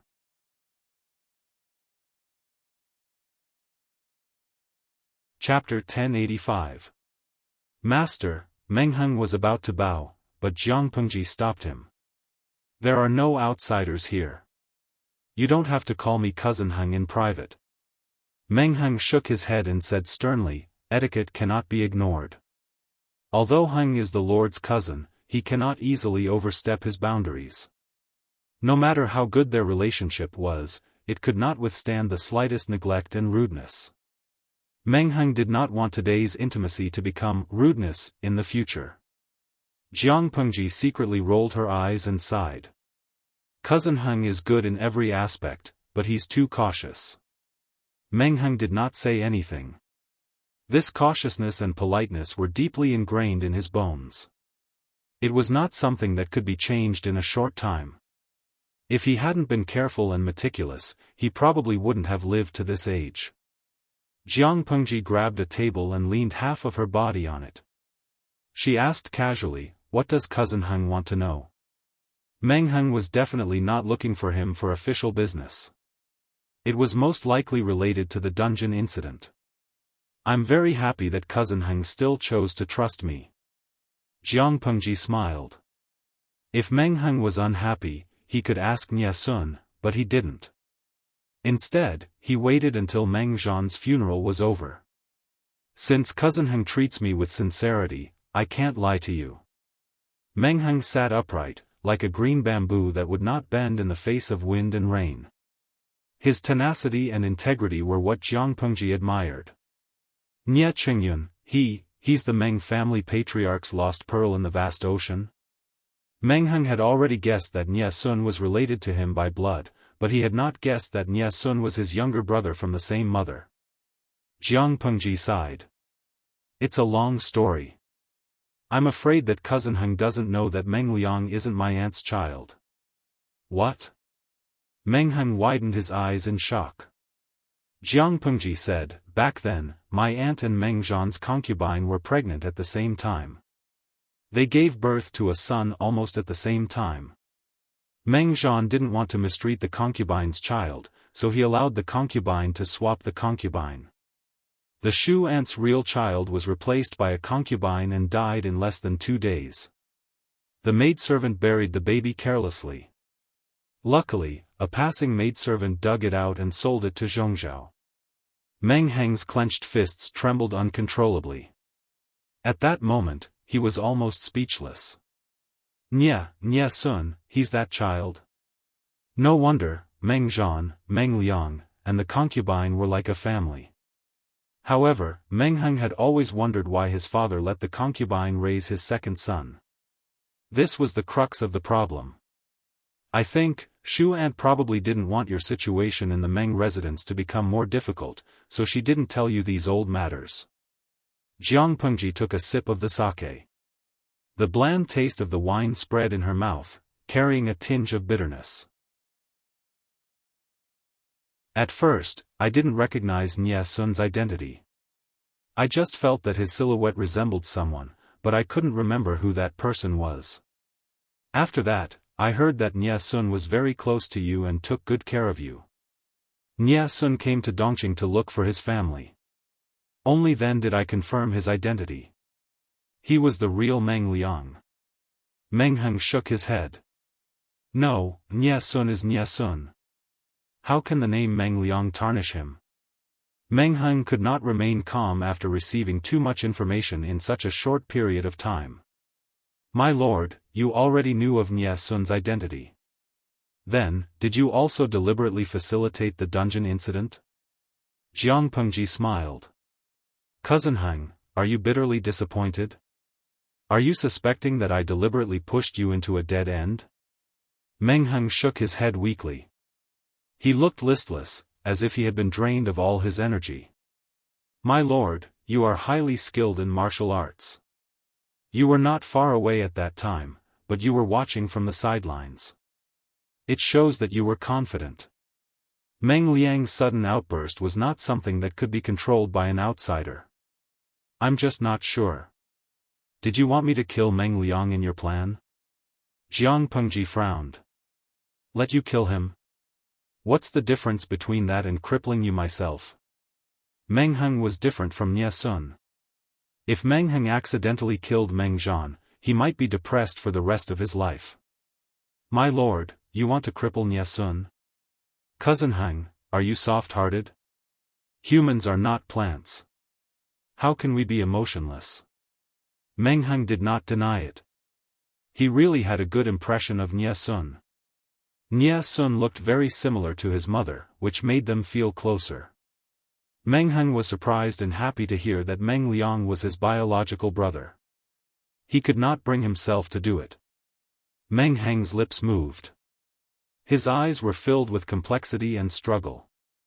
Although they were not brothers, Meng Heng could not cripple Nye Sun as soon as they met. Jiang Pengji sneered. Nye Qingyun is not cousin Heng. His heart is much colder than you think. As a father, he gave birth to him but did not raise him. To him, Meng Zhan was not only not his father, but also his mortal enemy. He offered advice to Bogeo many times and made trouble for me many times. This incident in the dungeon can not only end the grudge between me and Meng Zhan, but it can also serve as a warning to Nye Sun. I have done this with a clear conscience. If I had to apologize, it would be cousin Heng.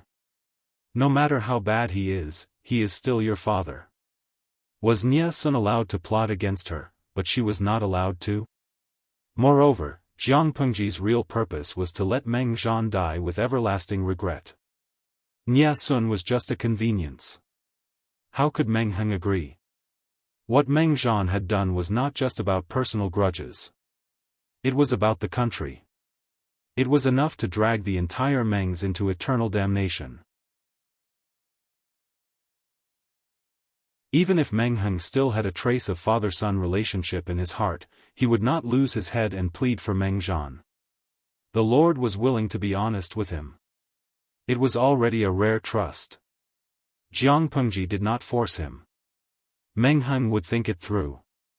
After a while, Meng Heng said, Lord, what about the previous arrangements? He had wanted to sow discord between Huang Song and Nye Sun. He wanted to use Nye Sun as a breakthrough point to split them from the inside and cause discord between them. Now that this had happened, of course it has to continue. But I am not a cold-hearted person. If cousin Heng is unwilling, I will not force you. Meng Heng shook his head. He did not bring up this matter to quit midway. It is most appropriate for Heng to handle this matter. The Lord has given Heng an important task, and Heng will repay it as a national hero. Meng Heng was not stupid. The struggle for hegemony was not a child's play. One careless move and he would lose everything. Feng Jin and Feng Ju parted ways because of this. What did he and Nie Sun count for? Meng Heng's side was solved, but Nie Sun's troubles had just begun. After that day in the dungeon, Feng Ju told Huang Song about his speculation. Huang Song was stunned.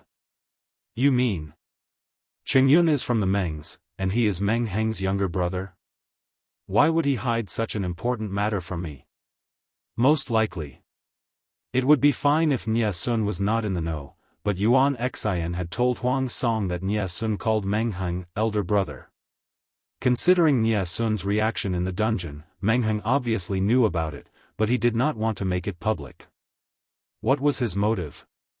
Song is happy for Cheng Yun that he has found his family. Is there a need to hide it like this? The more he thought about it, the more Huang Song felt uncomfortable.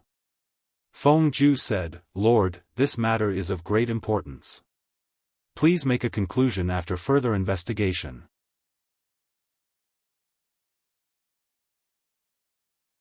Chapter 1086. The matter between Nie Sun and Meng Heng had been resolved smoothly, but only the people involved knew whether or not it was over. Huang Song still held a grudge. Who asked Nie Sun to deceive them first? Even though Huang Song did not show it clearly, Nie Sun was a shrewd person. He felt somewhat bitter in his heart. Nie Sun had mixed feelings as he watched Meng Heng visit him every few days. He had something to say, but he didn't know whether he should say it or not. Aren't you afraid that Lu Shi will suspect something? Nie Sun finally couldn't hold it in any longer and probed. If Heng distanced herself from you, Master would be suspicious. You and I have a clean relationship, so there's no need to hide it. It'll only make people gossip. Meng Heng let out a bitter laugh, as if he had his own difficulties. According to the logic of ordinary people, brothers who had finally reunited with each other should naturally be on good terms with each other. How could they not contact each other until death? Before they acknowledged each other, their relationship was already pretty good. Now that they were related by blood, there was no reason for them to drift apart. Nie Sun was at a loss for words. Meng Heng was like a piece of sticky candy that came to him of his own accord. He had not been able to get rid of him before, but now, he would stick to him even if he did. Right now, the most troublesome thing was not personal affairs, but the activity outside Zhangjiang Pass and Yumen Pass. After the Meng's manor was raided, the letters between Meng Zhan, the Nyes of Zhongzhou, and the Yis of Beiyuan were also exposed. Not only was the Mengs pushed to the teeth of the storm again, but the grim situation at the border was also on the table of Jiang Pengji and Huang Song. If the two of them fought, others would definitely take advantage of it. The best solution was for the two families to continue to form an alliance and help each other. Only then would the Zhongzhou Nye clan and the Beiyuan Yi clan not dare to act rashly. When Feng Ju visited Jiang Pengji on behalf of Huang Song, the audience in the streaming room exploded before she could. Suega, I've been following the live stream for so many years, but this is the first time I've felt so aggrieved. The streamer is the one who has been wronged. Not only did she not give her personal space to heal her wounds, but Huang Song shamelessly came up to her and wanted to form an alliance with her to fight against the enemy. Shenjia, I've been a bit depressed lately. Although I've gotten back some face from Meng Zhan, I'm still not happy. Fei, the streamer's ultimate move takes a long time to charge up. Mushroom soup hot pot, calm down. This has happened a lot in history. Our boss Chao, because of his lust, played with Mrs. Zhou, the widow of Zhang Xiu's uncle, which led to Zhang Xiu's betrayal. His eldest son Chao Ong, nephew Chao Anmin, and General Dian Wei were all killed. What was the result? Didn't Boss Chao treat poison warrior Jia Su as his precious eyeball? Jia Su was the only one among Boss Chao's many advisors who died of old age. The grievances that the host has suffered are not even 1/10,000th of what Boss Chow has suffered, so it is not considered bitter. Lo CG Lianmeng, #PickNose1. The streamer wouldn't play the role of a widower who has been defeated by a general. As the audience chattered on, the topic of conversation began to stray to an unseemly degree. Jiang Pengji was calm and composed. She was not affected at all. Feng Ju looked at the big picture and hoped that the two families could let go of the past and defend the land of Dongqing together under the banner of righteousness. Naturally, she couldn't undermine him. Even if Huang Song hadn't mentioned it, Jiang Pengji would have suggested consolidating the alliance. Now that Huang Song took the initiative to bring it up, the effect was better. Feng Ju had a bad premonition that the lobbying this time was going too smoothly. He went back and passed the message to Huang Song. Huang Song also expressed that something was wrong. He kept pacing, almost making a hole in the ground. Lanting's temperament is, to put it nicely, serious. To put it bluntly, she's calculative and vengeful. After suffering such a big loss, the more generous she is and the more unfussy I am, the more uneasy I feel. I have a feeling that she's holding back some tricks. Huang Song felt uneasy, but according to the scouts' report, whether it was the 5,000 elites in Meng County or the army stationed at the border of Qianyan County, all of them were well behaved. Feng Ju thought so too. Jiang Pengji had left a deep shadow in their hearts when she was young. They couldn't help but overthink it. By the way, about Chengyun, is he still close to Meng Heng? Feng Ju said, the two of them are friends. My lord, you can't listen to Yuan Sun's words and ruin the harmony between the civil and military officials. He didn't know what kind of temper Yuan Xian had. He kept his eyes on Nie Sun and refused to let go. No matter how loyal a person was, he couldn't stand such suspicion. The more Yuan Xian did this, the further Nie Sun would be pushed away. Thinking of this, Feng Ju felt some resentment towards Yuan Xian. He was a dignified general, but instead of thinking about killing the enemy and being loyal, he kept his eyes on such a small matter. His vision was too narrow. Huang Song responded vaguely, but only he knew if he took it in. Before Nie Sun's identity was exposed, Huang Song naturally believed him. No matter how much Yuan Xian talked, he never wavered. Ever since he found out that Nie Sun was deliberately deceiving him, Huang Song had a grudge. This grudge was very, very small, but it was a seed of suspicion. It took root fiercely. Yuan Xian snitched on him every now and then, which became the best nourishment for the seed to germinate. One day, it would grow into a towering tree. Seeing Nie Sun go to the big pit and never return, Wei Ci felt even more sorry for Yang Si. What was the connection between the two? In his previous life, Yang Si had been harmed by his lord by sowing discord. In the end, he had no choice but to be recruited by his lord. Speaking of Jing Rong, there should be good news coming from his side soon, right? Jiang Pengji had been in Meng County for some time. No matter how good it was still Huang Song's territory. It was needless to say that it was dangerous. She refused to move because she wanted to cover for Yang Si and Dian Yen. In ancient times, the transmission of information was very slow. Even if it was 800 miles at top speed, it still needed a certain amount of time. Chenzhou and Cangzhou were separated by the rapid Song River. As long as they seized this important route in advance, the news would be pushed back again and again. When Huang Song received the news that Yang Si and Dian Yen had brought troops to Chenzhou, the situation was basically settled. She wanted to see who would be the one to suffer in silence in the end. Meng Zhan bore the crime of regicide and cleared the way for Huang Song. In the end, the person who would reap the rewards would be her, Jiang Pengji. Wei Ci came back to his senses and said, looking at the time, it's almost time. Jiang Pengji took a sip of fragrant tea and smiled like a fox. Jing Rong will not let me down. Wei Ci stayed at the side with mixed feelings. In both previous lives, Yang Si had not been able to get rid of his lord. It was clearly fate. Time is still too short. Wei Si could not help but say something good for Yang Si. If Yang Si did not achieve the expected goal, he hoped that Jiang Pengji would be lenient. After all, Yang Si was already pitiful enough. He had been unexpectedly sent to Hu County by Jiang Pengji for several years. He had been dealing with Su Pei's elite, Han Yu, all year round. Now he had to lead troops from thousands of miles away to help Chenzhou. Not only did he have to be fast and efficient, but he also had to do it quietly so that the news would not reach Huang Song's ears in advance. He had not lived an easy life in this life. He never expected that before Yang Si's news came, the messenger from the Nie family of Zhongzhou had already arrived. Fortunately, the messenger from the Yi family of Beiyuan is still on the way. Otherwise, when the two families meet, it will be a bloody battlefield. Meng Zhan had asked for it. He had promised Sangzhou to 2 big shots, and then he had given Sangzhou to a third person.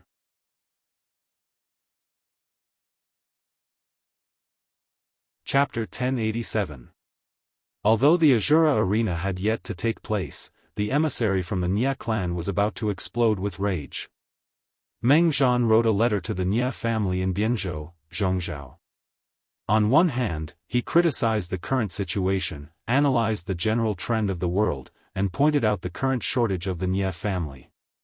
On the other hand, he confessed the predicament the Meng family was in.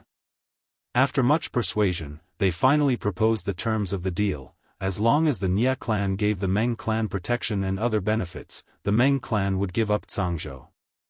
Once they had Zhangzhou, it meant that they would have a strong base to produce horses. Rather than saying that this was an equal exchange between the two families, it was more accurate to say that the Meng family was using Zhangzhou as a bargaining chip in exchange for the Nie family's protection. The Nie clan was located in Zhongzhou, but they were also concerned about the situation of the various countries.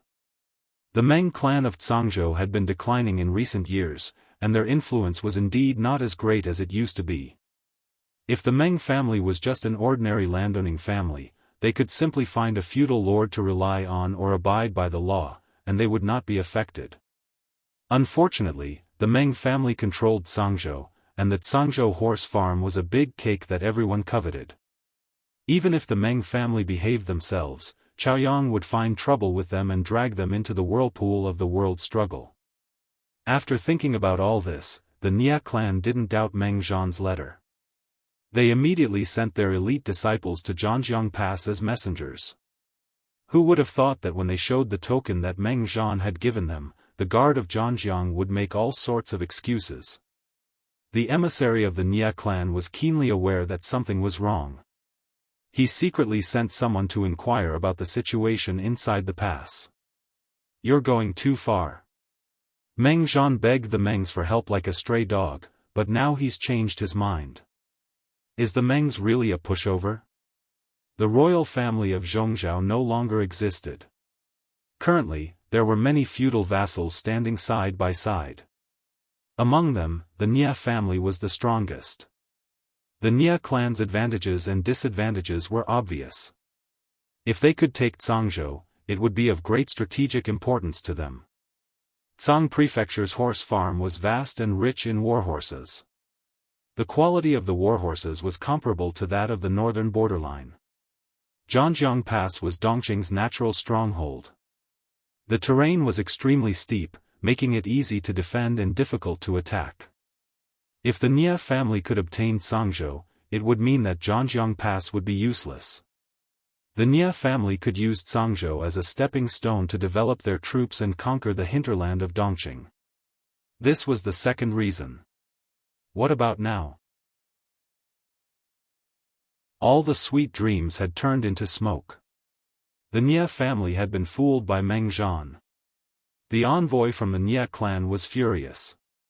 His cousin frowned and said hesitantly, it might not be Meng Zhan who sent them out of Zhangzhou. They only heard that the 3 counties of Zhang Prefecture were divided between the Huang and Lu families. Apart from that, they did not hear anything else. Perhaps the Huang and Lu families had joined hands to attack Zhangzhou? The corner of the Nia clan's messenger's mouth twitched. He looked at his cousin as if he was an idiot. If Meng Zhan hadn't surrendered voluntarily or sent him out of Zhangzhou, the war would have affected Zhangjiang Pass. We would have had to transfer troops. But when we stayed at Zhangjiang Pass for several days, the soldiers here were not sick or injured, and there were no signs of fighting near the pass. It can be seen that Huang Song did not waste a single soldier in taking Zhangjiang Pass. Oh, I see. The man nodded and said, so, we've been tricked by Meng Zhan. Only now did he react? The Nia clan envoys were speechless. We can't let this matter go so easily. If word of this gets out, the Nia family of Zhongzhou will lose its dignity. Losing face was one thing, but the key was that if they missed this opportunity, it would be more difficult for the Nia family to touch the land of Dongqing. While the power in Zhangzhou was not stable, the Nia family could take the opportunity to pressure the border Zhangjiang Pass and form an alliance with the Huang and Lu families. Let's send a letter to Bianzhou and see what the Lord decides. The Nia clan envoy's letter was sent back to the country. The Nia clan had the same idea as them. Even if they couldn't get the whole Zhangzhou, they had to get Meng County. Or else? If the soft approach didn't work, they could use the hard approach. Huang Song and Lu Shi's power was not stable. Could they still hold Zhangjiang Pass? After receiving the order, the Nia clan envoys were full of confidence. They put pressure on the general guarding Zhangjiang Pass. They had used tough diplomatic language. Huang Song couldn't continue to pretend to be deaf and dumb. He could only send people to welcome the envoys into Zhangzhou. The leader of the Nia clan envoys was a direct descendant of the Nia clan. His surname was Nia, and his name was Liang. He was in his 30s. He was elegant and elegant. He wore a black Confucian robe with a thin coat over it. It was the standard attire of an aristocrat. On the right of Nia Liang stood a man in green with a warm temperament. He looked thin and charming. He was also a dragon among men. If the viewers in the live broadcast room were to give them a score, it would be at least 85, if not more than 90 points. Not only were they good-looking, but their temperament was not something ordinary people could learn. They could be recognized in a crowd. Huang Song was a man who liked good looks. He knew that the two of them represented the Nia clan of Zhongzhou. But when he saw their faces, he had a good impression of them. Nia Liang didn't chat with Huang Song for long. He directly expressed his intention. He took out Meng Zhan's letter and reminded Huang Song of one thing. Meng Zhan had promised Zhangzhou to the Nia clan of Zhongzhou. This land was theirs. Huang Song had no problem taking it, but he had to weigh his own bones. He had to see if he could protect Zhangzhou. Instead of the two clans fighting, it was better to be sensible and leave Zhangzhou. Otherwise, they would fight each other. Nia Liang's words were tactful, but Huang Song acted like he didn't understand and tried to change the topic. Sir, you have traveled a long way from Zhongzhou. You must be tired. Why don't you let me be the host? Sir, you can rest in your bed. As for what you mentioned, I don't know the inside story. I will give you an explanation after I find out. Nia Liang narrowed his eyes and agreed with a faint smile on his face as if he was a jack of all trades. Evasive words. He wanted to see what other tricks Huang Song had up his sleeve. They could also use this time to understand the situation in Zhangzhou. Know yourself and know your enemy, and you will never be defeated. Huang Song stood up to see him off. Just as he left the main tent, Nia Liang saw a familiar figure. Ah Sun? He was surprised. He turned to Huang Song and asked, "Is that Cheng Yun?" Huang Song was also surprised. "Sir, you know Cheng Yun?" On the other side, Nia Sun also found someone who shouldn't be in Zhangzhou. Nia Liang said, "Liang and Cheng Yun are classmates in the family school. Of course we know each other." After he finished speaking, Nia Sun came forward to greet him. Huang Song then remembered that Nia Sun was the adopted son of the Nia family in Zhongzhou. It was possible that he knew the Nia family's envoy. Nia Liang said to Nia Sun, "I heard from my uncle that you came to Dongqing to look for your relatives. You haven't returned for many years. Have you found your relatives now?" Nia Sun smiled bitterly. "It's hard to explain. I didn't mean to hide it. It's really hard to tell." Nia Liang knew he had his reasons. He didn't probe further and asked in private. The next day, Huang Song hosted a banquet for the Nia family's envoy and sent an invitation to Jiang Pengji. Jiang Pengji accepted it gladly. It would be a waste not to eat a free meal. But, she realized that after the banquet started, Wei Xi's gaze kept drifting toward the Nia family's envoy. Is there a beauty or a peerless beauty over there that makes Zixiao restless?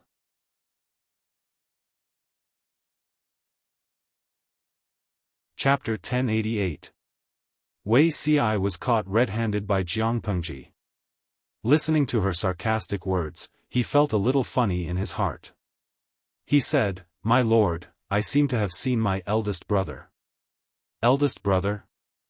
Jiang Pengji asked in surprise, "Isn't Zixiao the only son?"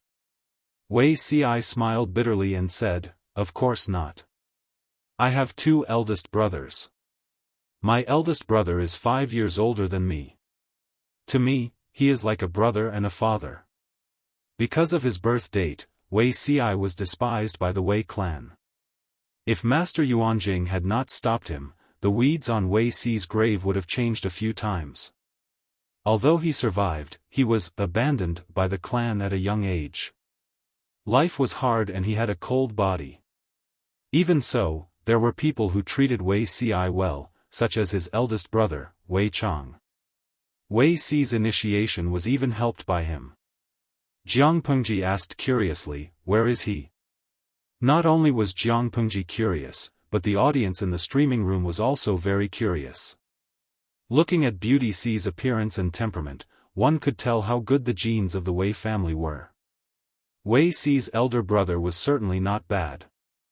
Jiang Pengji could not look for him openly, but the audience did not have such concerns. They could not wait to pull out everyone in the tent to take a look. "Waji Xiao Long Bao, I found him. Look at this, isn't it?" Except for the Nia family's diplomatic group, everyone knows him. Fireworks era, are you kidding me?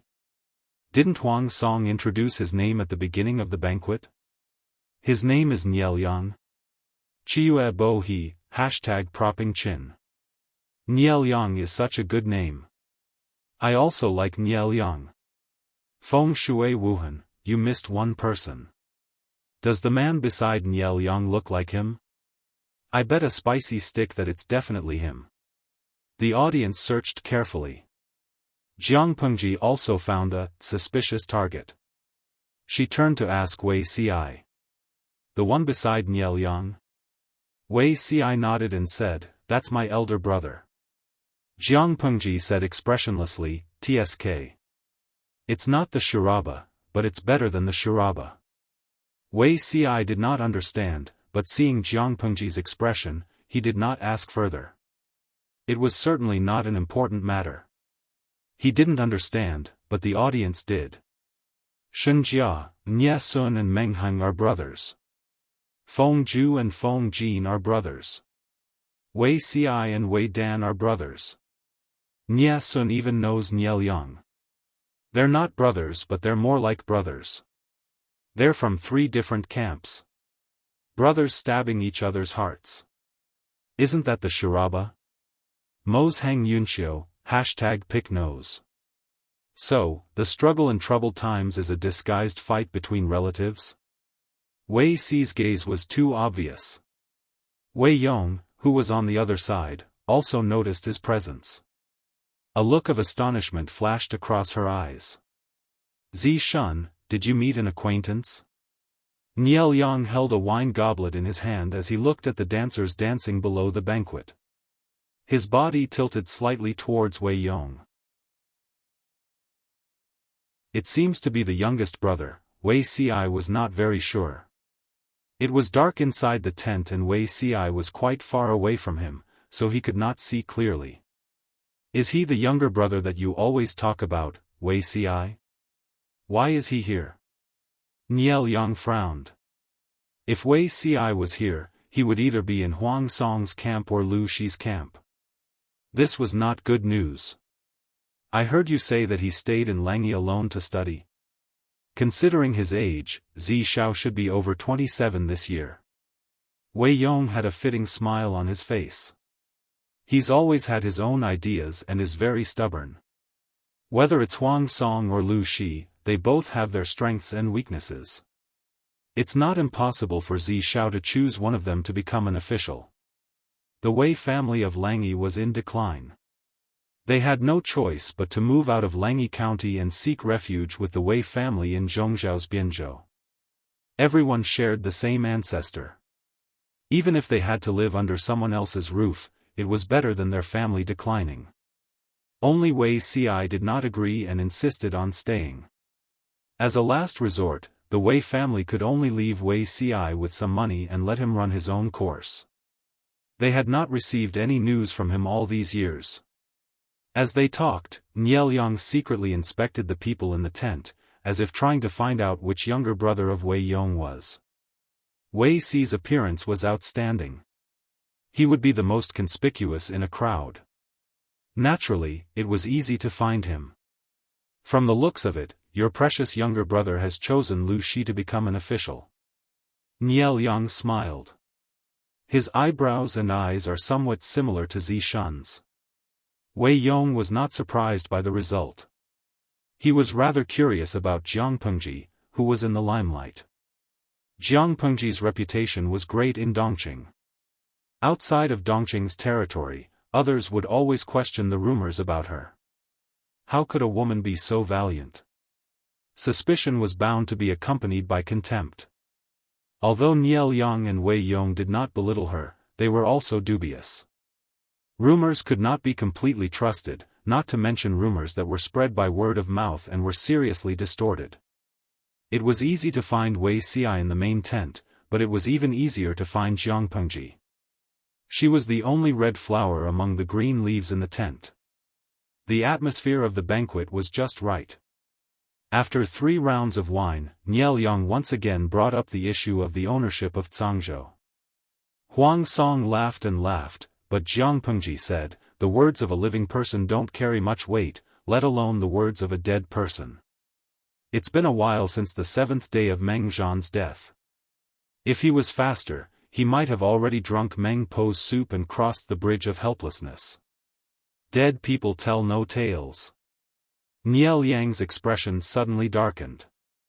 Without waiting for him to speak, Wei Si, who was beside him, helped to add. Compared to Jiang Pengji's angry tone, his words were much more polite, but also irritating. Meng Zhan is a criminal who killed the emperor, and he is the eternal sinner of Dongqing. How can the Mengs call themselves the ruler of Zhangzhou? This is the first reason. The royal family trusts the Mengs, which is why the Mengs are allowed to stay in Zhangzhou. After all, the Mengs are still the subjects of the royal family, not the ruler. This is the second reason. Meng Zhan has no right to decide the ownership of Zhangzhou. Even if the letter in the messenger's hand is real, the people of Zhangzhou will not recognize it. Even if the royal family had been killed by Meng Zhan, Wei Si would still use him as a shield. Niel Yang looked expressionless, but he was secretly giving Wei Yong a look. Wei Yong's younger brother was indeed not a good person. He was stabbed by his brother before they even recognized each other. Such brotherly love was really tearful. If that's the case, Magistrate Lu and Magistrate Huang want to push the blame and refuse to acknowledge the debt, right? Jiang Pengji shook the wine bottle gently and leaned against the table. You can't say that. The person who owes the debt is Meng Zhan, not me or Bogeo. As the saying goes, every debt has its debtor. If the Nyes want to collect the debt, they have to find a creditor. If they are quick, they can find a master to summon the soul. The world is in chaos now, and the road to the underworld is blocked. Maybe Meng Zhan hasn't had the time to reincarnate. It's hard to say. Niel Yang was speechless. He heard that Lu Shi was born in a gentry family, but he didn't expect to meet him in person and act like a hooligan. He was so persistent that it was unheard of. Wei Ci, who was beside him, noticed his brother Wei Yong's gaze. He didn't want to delve into the deeper meaning of that gaze, so he simply closed his eyes and pretended to be dead. If that's the case, Magistrate Lu and Magistrate Huang don't want to give up Zhangzhou? Jiang Pengji smiled faintly. I am from Dongqing. How can I betray my country? She wouldn't even give up a small hut, let alone Zhangzhou. It was really asking the wrong person to talk to her about the issue of territory. Jiang Pengji's eyes were burning. She wasn't afraid at all. Huang Song, who was the temporary owner of Zhangzhou, became a foil. He stayed at the side and cheered for Jiang Pengji.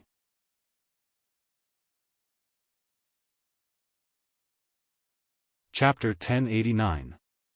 The magistrate of Liuzhou is loyal to the emperor and loves his country. Liang is impressed. Even though his heart was in turmoil, Niel Yang remained calm on the surface. It was as if he did not notice Jiang Pengji's arrogance and fearlessness. He had seen many such stubborn people, but in the face of absolute profit, even the gentry would bow down. As the saying goes, it's easy to invite a god in, but it's hard to send him away. The Nie family had already entered the game. How could they leave empty-handed? The current situation was clear. Zhangzhou was too big, and the people who coveted it were too strong. Whether it was Huang Song or Lu Shi, they could not defend Zhangzhou with their individual strength. Not only could they not defend it, but they would also get themselves killed. Instead of being greedy and occupying the entire Zhangzhou, they might as well retreat in order to advance and give some of the benefits to the Nie family. They could gain the most benefits with the least amount of effort. Niel Yang smiled faintly and bowed with his hands folded in front. It seemed like a compliment, but the smile on his lips was meaningful. Loyal to the emperor and love his country? As the most powerful feudal lord in Dongqing, Jiang Pengji obviously had an army. The words, loyal to the emperor and love his country, were a mockery. Jiang Pengji would smile faintly and raise the wine bottle in her right hand to toast Niel Yang, shamelessly accepting his compliment. You flatter me. Even though the royal family is declining, it is my duty to defend the land and protect the people. I dare not forget it for a moment. So what if she was a rebel and a traitor who had an army? Jiang Pengji asked herself if she was worthy of the land under her feet and the people living on it. That was enough. Furthermore, what the Nie family had done in Zhongzhou was no better than what she had done. The two were about the same. Did the crow want to laugh at the pig? Jiang Pengji was about to expose the Nie family's past. Wei Ci saw her eyes turn cold. His heart skipped a beat. He could vaguely guess what she wanted to say.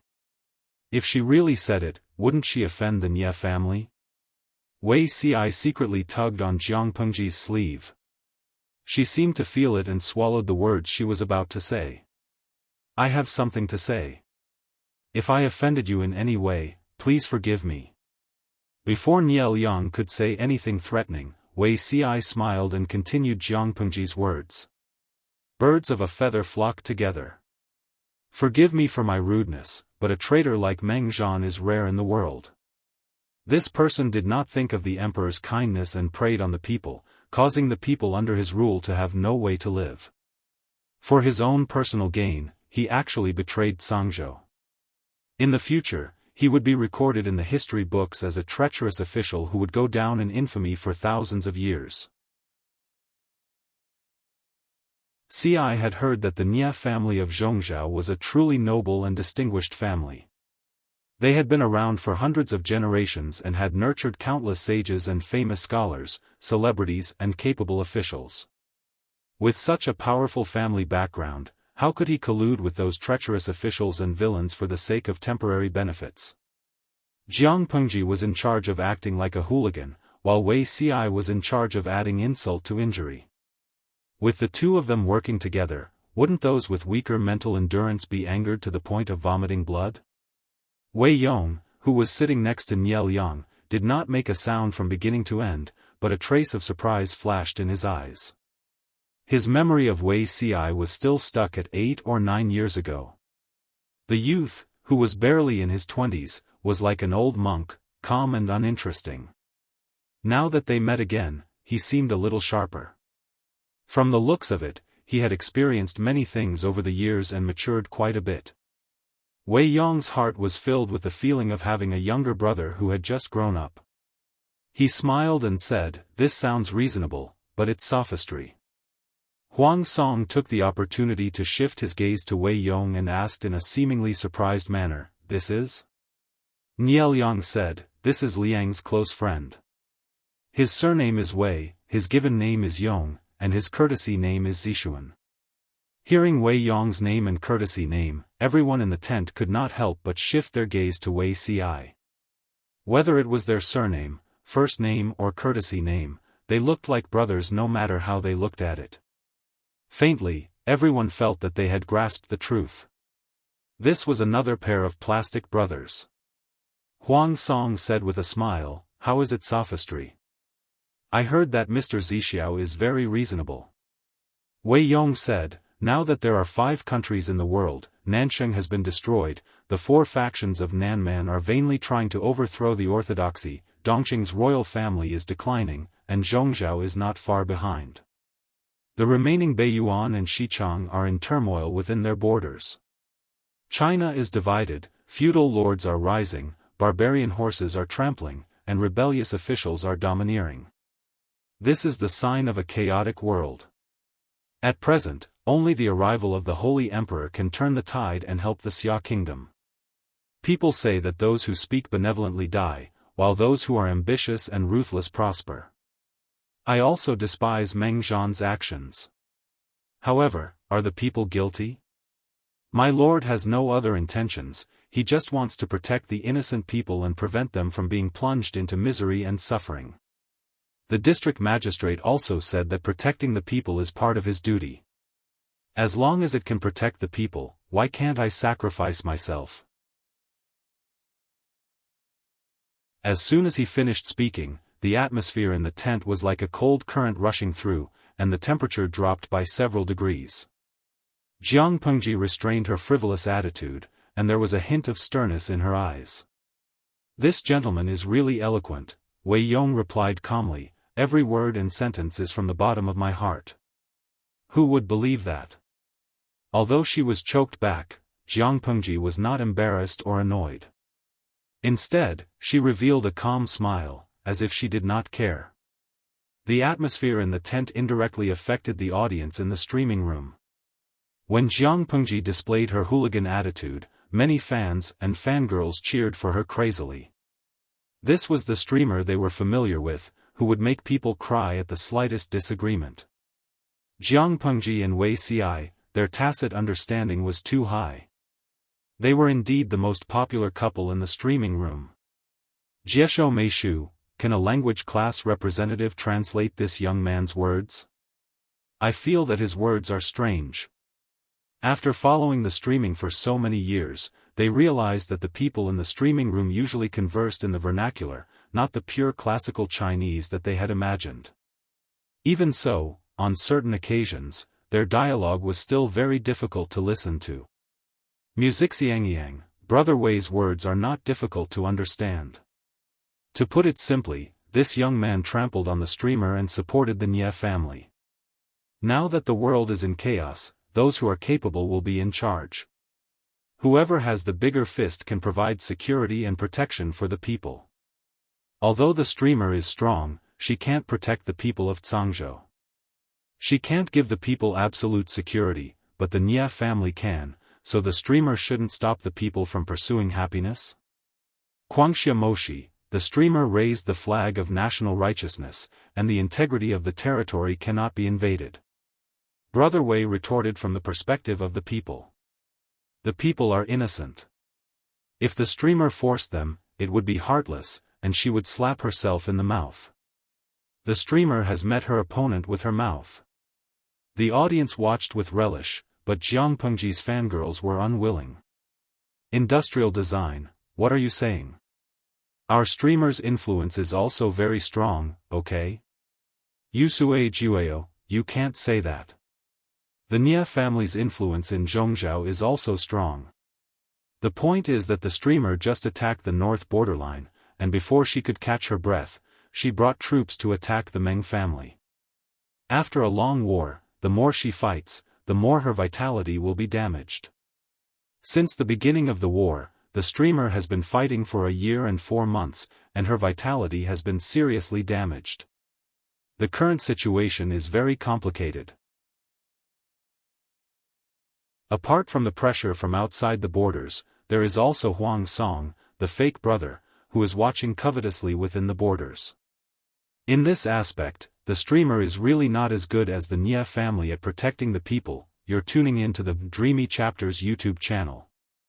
We're so grateful for your support, and don't forget to subscribe to join us on this incredible journey through captivating stories. Your generosity through donations truly makes a world of difference, as it's the primary source of revenue that allows me to expand and enhance this channel for you. Thank you from the bottom of my heart for being a part of this adventure.